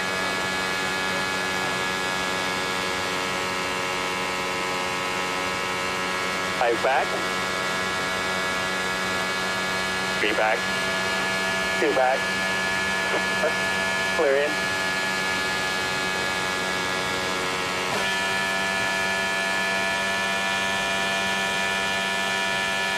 Car in front of you, Foster, just came out of the pits.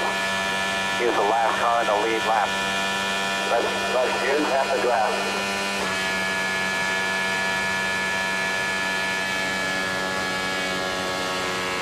fast about Ericsson.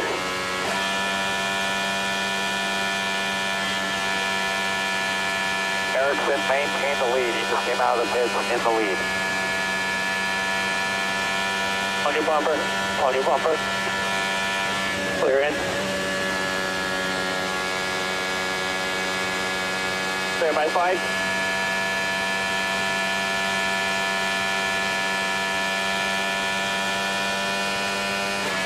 We still need at least 4.5.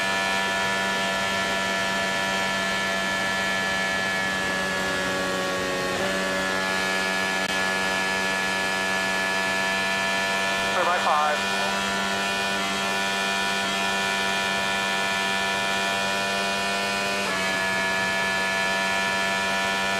Three back. Clear in.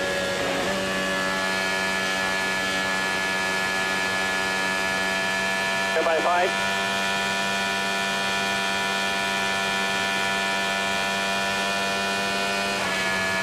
Just to be clear, you are P2 to Ericsson. The cars in front of Ericsson are the cars at the end of the lead lap.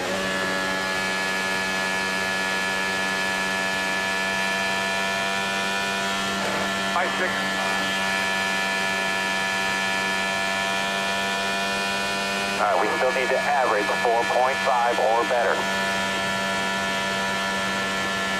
Clear by 2.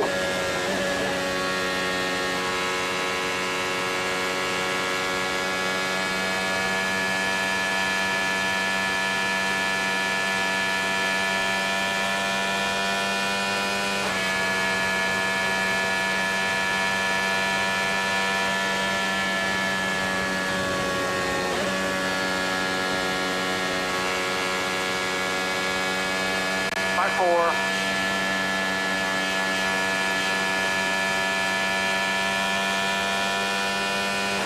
One to go. Two back. Clear in.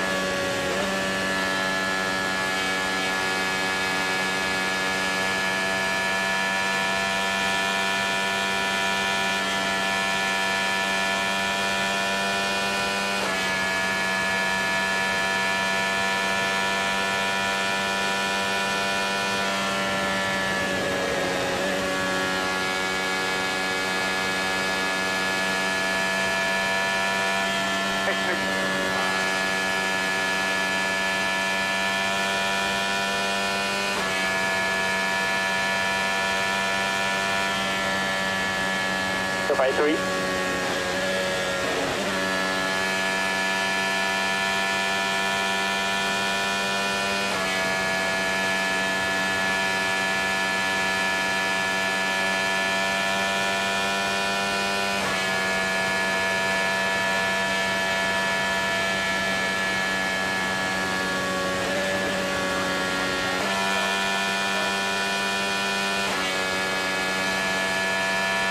By 10.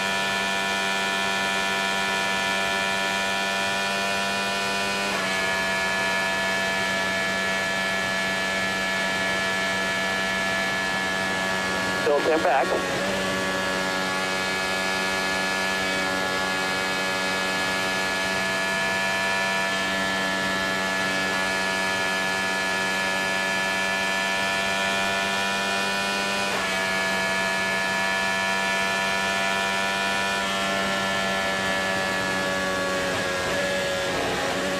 Check up PCS, so clear by 8.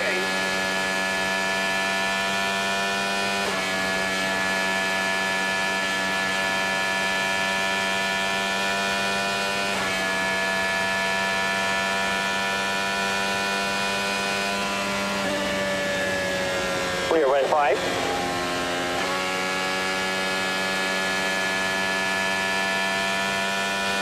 So 5 back.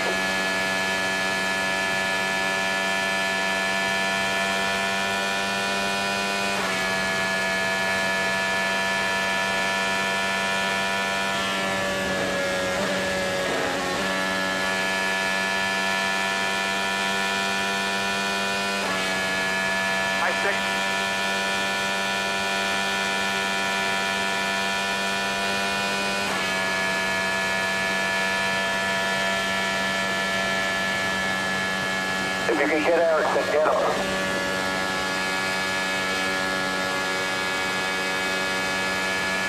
Clear by 8.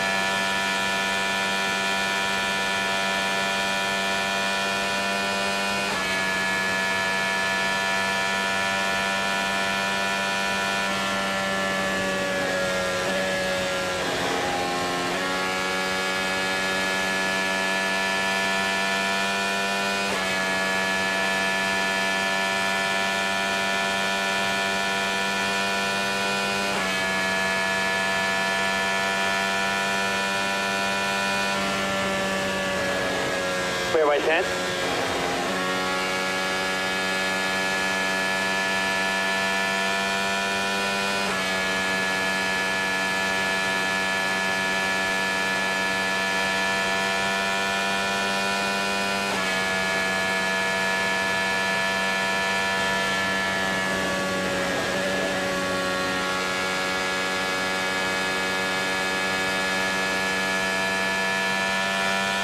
By 10.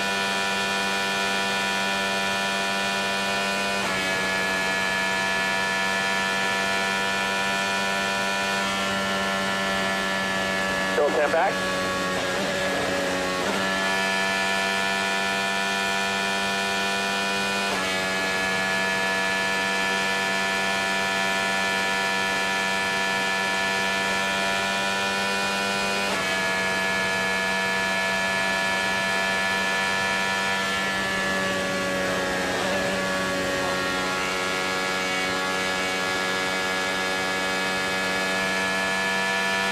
By 6.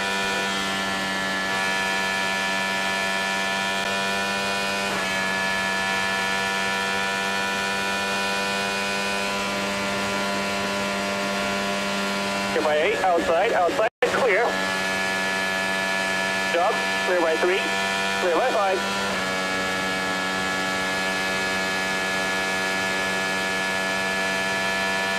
Job, man, great job. By 5. I need 4.3 to the end. Do what you need to stay up there.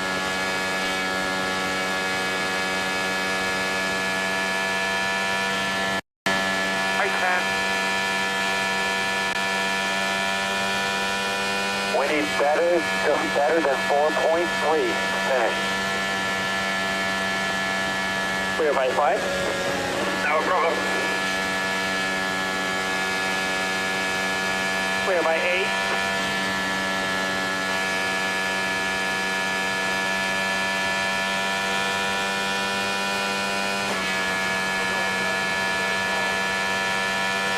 Back.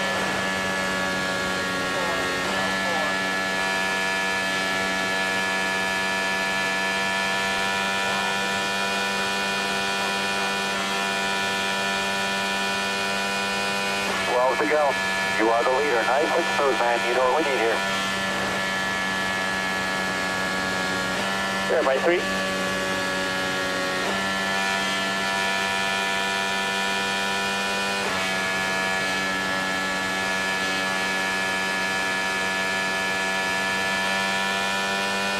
We're back.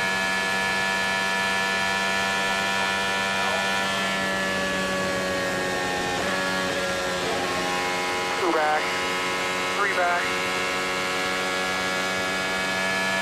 still 3 back.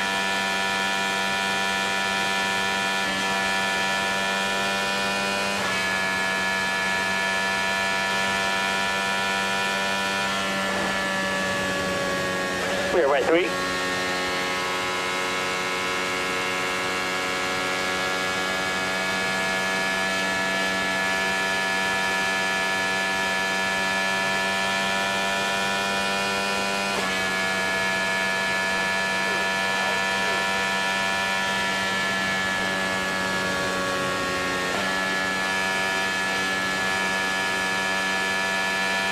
By 4.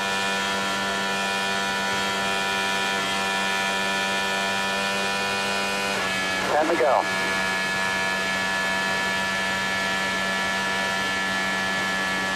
Clear by 3.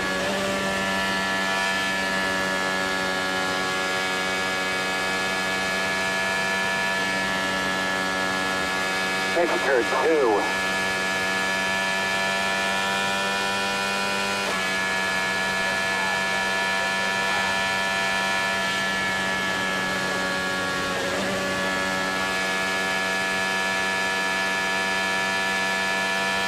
By 4. We need just 4.1 to the end.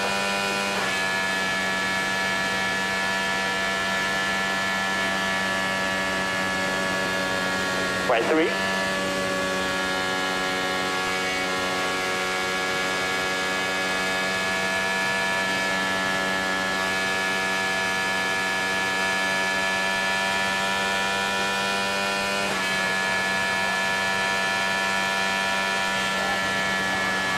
Back.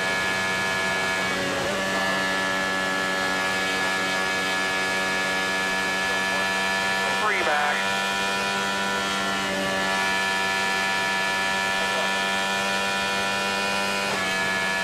8 to go. Clear by 2.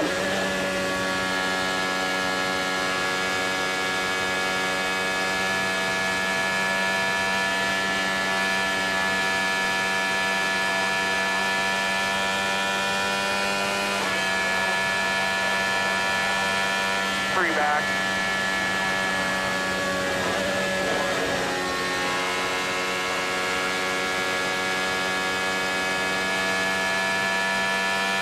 4 back.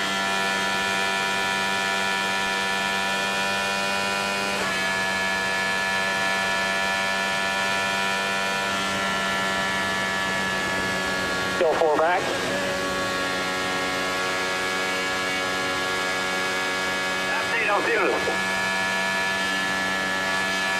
Doug, we are good on fuel. What do you mean good? Like Push, no saving, but stay behind those cars in front of you. It'll still help. They're by 8.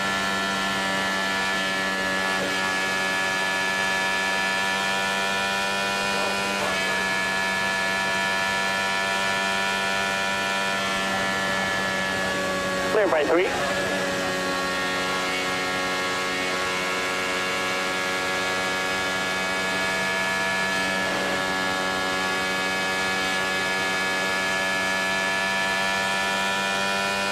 Back.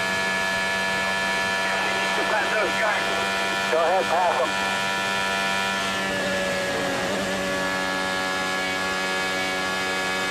Better off at 4 than Erickson. He's a little bit better off at 2.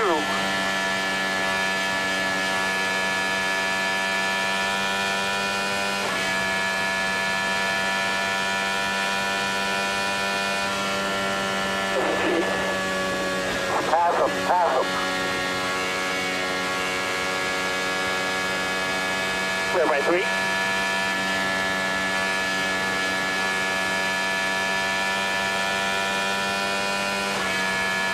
All the fuel you need. Burn all the fuel you need.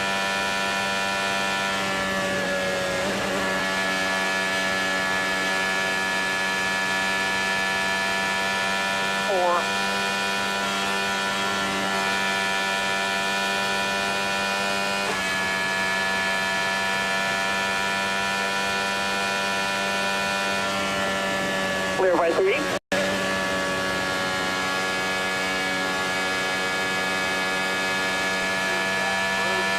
Still 3 back.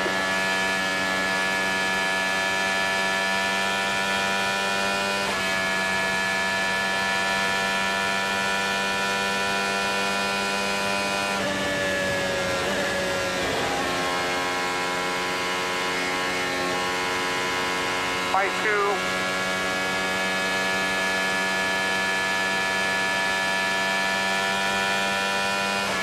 To go.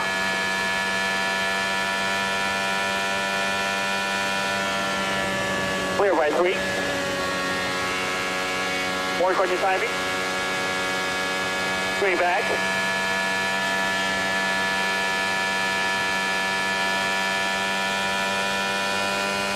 Two back.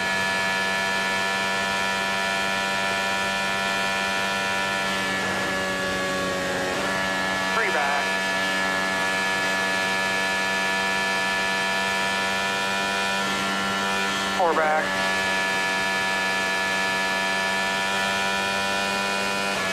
Two to go.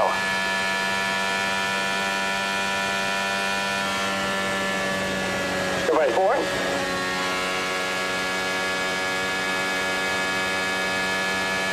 Four back.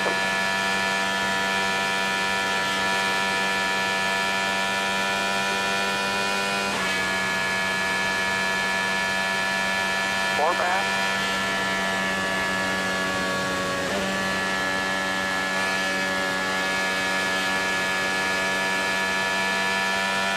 Three back.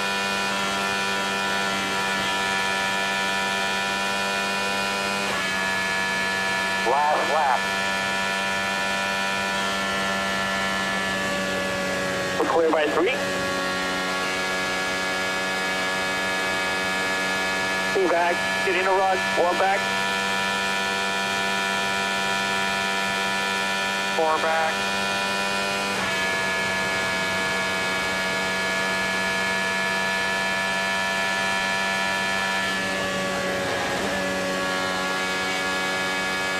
Three back, 2 back.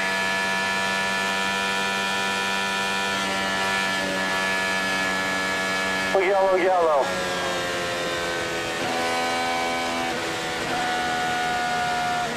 You just won the Indy 500, man. Awesome job. Good job. Let's fucking go. Yes! Yes! Thank you, Bryce. You guys are amazing. That's Alex. Did it. Did it. Oh my God. Thank you, guys. Yes.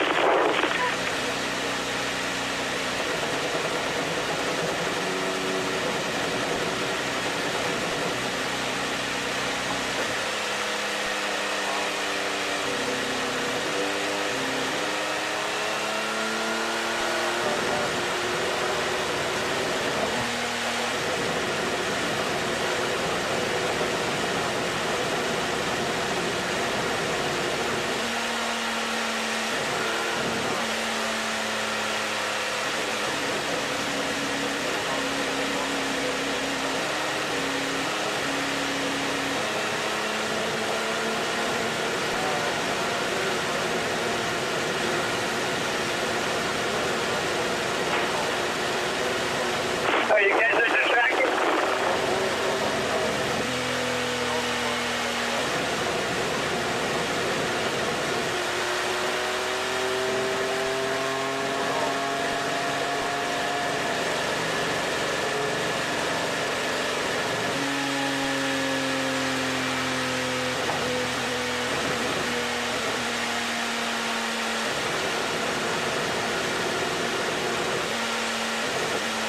Where are you guys?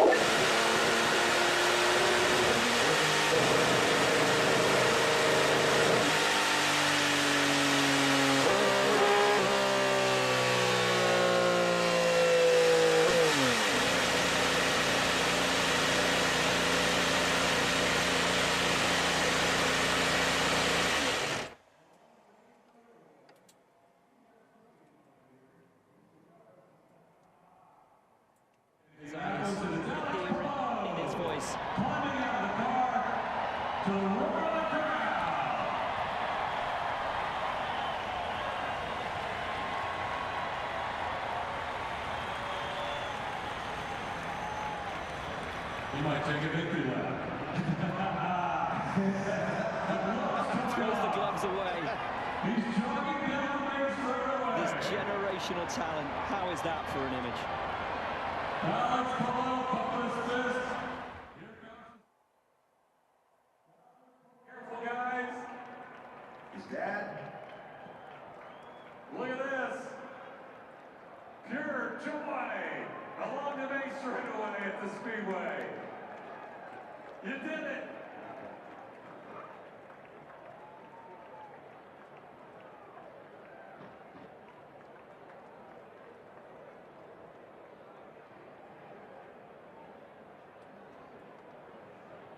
So Chip Ganassi Racing getting their 7th victory in the Indianapolis 500. And Marcus Ericsson feeling it after another second place finish. So close. So close.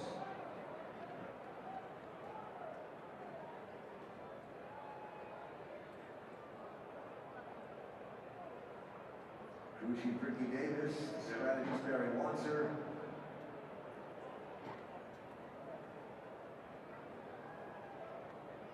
And the exhaustion of 500 miles now setting in. Get that guy to victory lane for a cold bottle of milk. He's not done celebrating down there.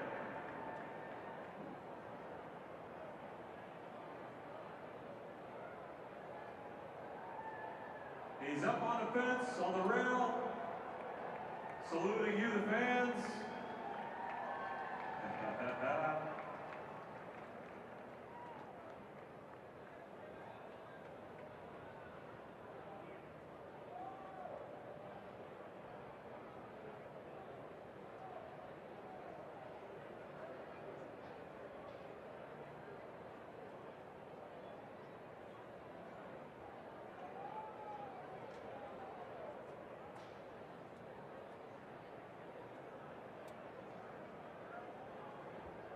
Feeling the exhaustion of the moment.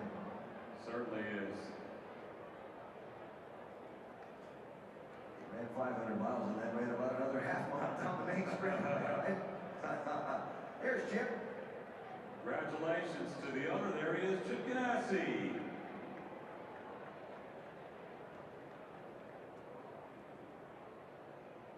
The new champion.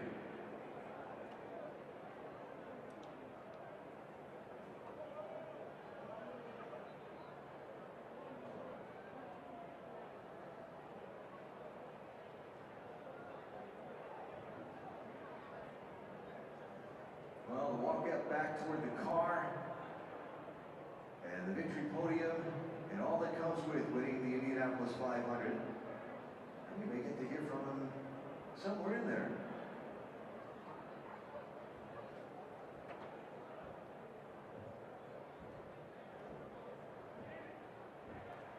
Big hug. Scott Dixon on the scene, saying welcome to the Champions Club.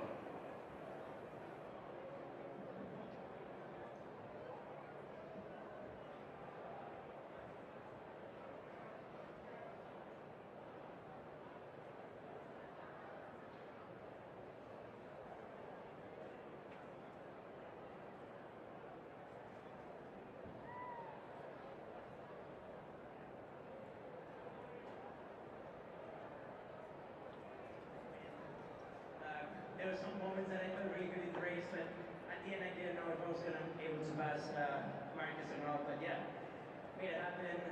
First of all, win. What a better place. 29 started on an oval, and you just mentioned that you hadn't gotten a win until today. How much of a challenge was it just to adapt to this style of racing and to do it right here today? It was tough conditions out there, especially when you were like third or fourth in the pack. Even leading, like the MPG, the fuel consumption was super high, so team didn't want me to lead. I wanted to lead, obviously, but yeah, made it happen. I already lost my voice and I haven't even started celebrating, so. How about the moment when you ran down pit lane and you saw your team and you saw Chip Ganassi? Yeah, it was amazing. I don't know why they let me be there alone. I told them if we were going to win, that we were going to be there, but yeah, amazing. Best celebration ever. Your wife and your baby girl are waiting in victory circle for you. Thank you for all the fans, all the support. It's amazing. Thank you so much. That's Alex Palou. He is the Indy 500 winner.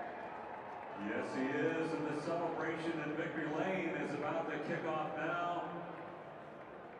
Team retrieved the car from the main straightaway. They've got it on the lift to go up to the victory podium, where there's a bottle of milk waiting. Here's Dario Franchi with the bottle. Pretty special, isn't it? Pretty special. Look at that big smile. So he's going to walk his way down here to victory lane, go up on the podium. The celebration will be on. The board order trophy, the wreath, the milk.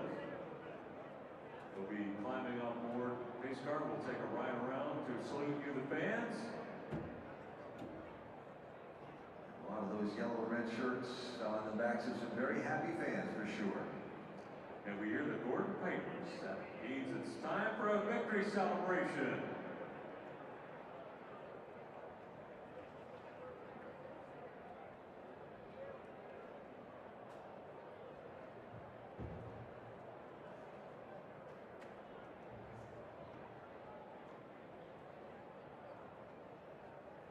All right, well, all the pomp and ceremony still to come from the victory podium when Alex Palou is there with his team, and we look forward to everything still to come and reflect back on what was a wonderful Indianapolis 500. Tough day for some right from the beginning and right to the end, and a hard fought race for everybody.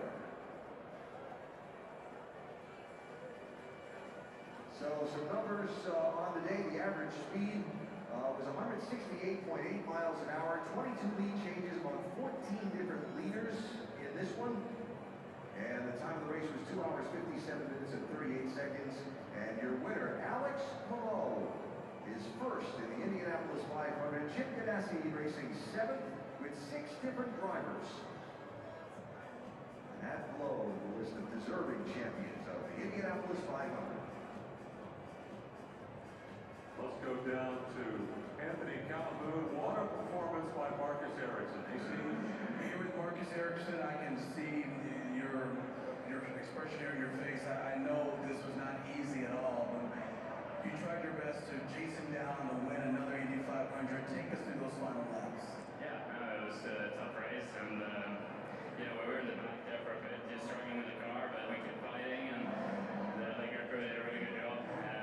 Got us back in the fight, and we were out in the lead there, and yeah, it's just painful to win. Another second place finish for you, but how proud are you of yourself and your entire team, what you were able to do here in this race today? No, I'm very thankful for the team. They kept pushing all the way through, even though we were in the back. So I'm very thankful for that. And we haven't had the easiest year and a half, so yeah, it would have been nice to get that win. We were very close. Former champion, I know these fans, they have a lot of respect for you. Anything you want to say to them today, cheering you on here in this final stretch, you're trying to win another triple flag? No, I'm just, every time racing here is unique and it's special, and especially after winning here, it means everything to me is to come back here and get the chance to win. So, yeah, we have won, we've been close 2 other times, so hopefully I can get a chance to come back and try again next year. Thank you so much. Looking forward to seeing you next year. Yeah, let's give him a round of applause. Marcus Ericsson, second in 23, and now second in 25. Now we celebrate with this man, Alex Palou, headed up for the ceremony.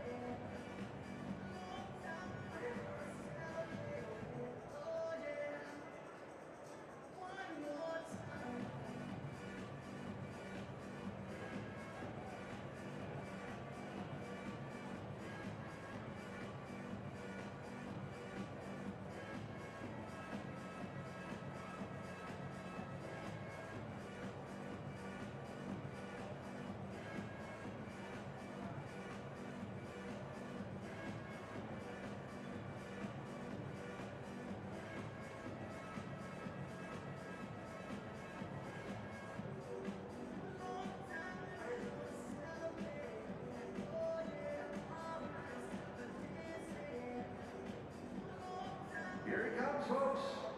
Alex Palou.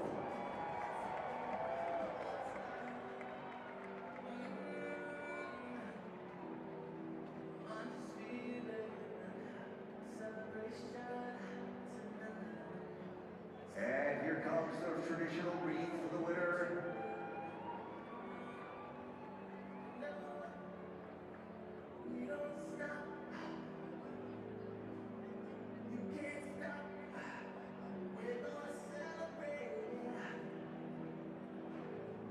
And now here it is. He's got the milk.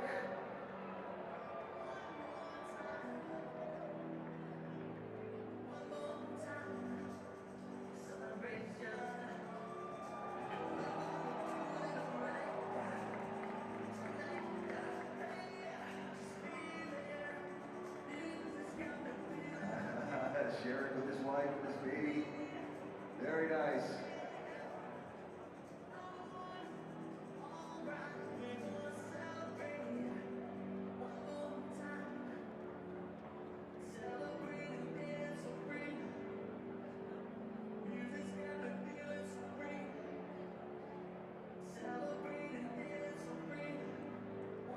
Greeted by the 500 Festival Queen, and now the presentation of the Champions Ring to the Indianapolis 500 winner from Johnston's.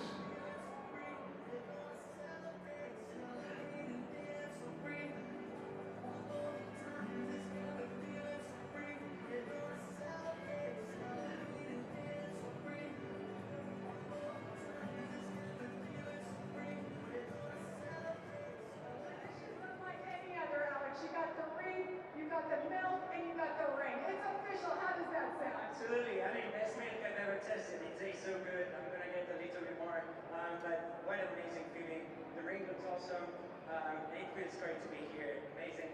Thank you, everybody, all the fans. You guys have been amazing all year, but especially this one for me. So it's amazing. Put this season in perspective for us. We haven't seen a season start off like this since A.J. Foyt in 1979. What you guys are doing is incredible.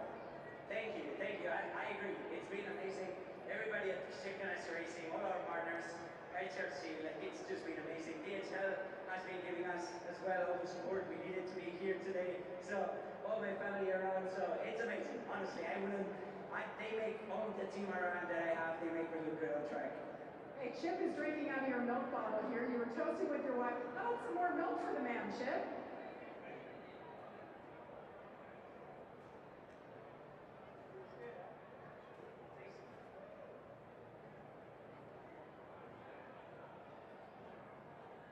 There it is, Chris. All right. The traditions of victory at Indianapolis. And a hard-earned victory it was.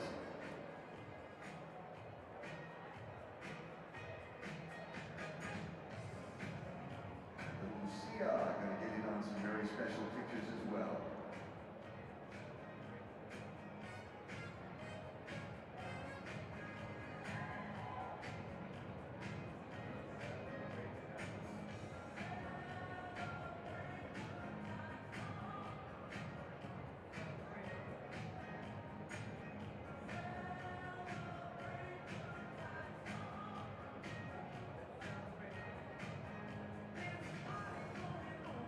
While the celebration continues on the victory podium, let's hear from another driver who had an excellent day today at Indianapolis. He's with DJ Clark.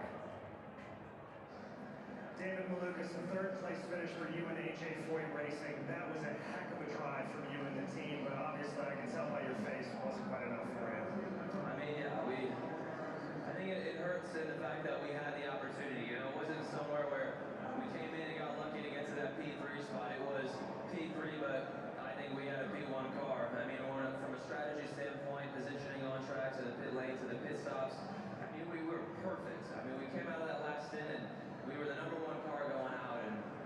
But you know, it's just how the 500 is. It picks its winners, and 2 lap cars came in, and he just was able to get a run. We were leading at that time, which is not where we wanted to be, and he got around us. So that's just how this track plays out, and it didn't pick us today. It picked the guy that just keeps winning. I don't know why they picked him, but hopefully for next year, we can take this as a boost. So if I look back 1 year ago, I didn't have a left hand. I was upstairs doing TikToks with the media crew, which had a great time, but I was watching as a fan. And to say 1 year later, I'm out here fighting for the win at the 500. That's something special. Anything you want to say to the fans here? Because there was a pretty big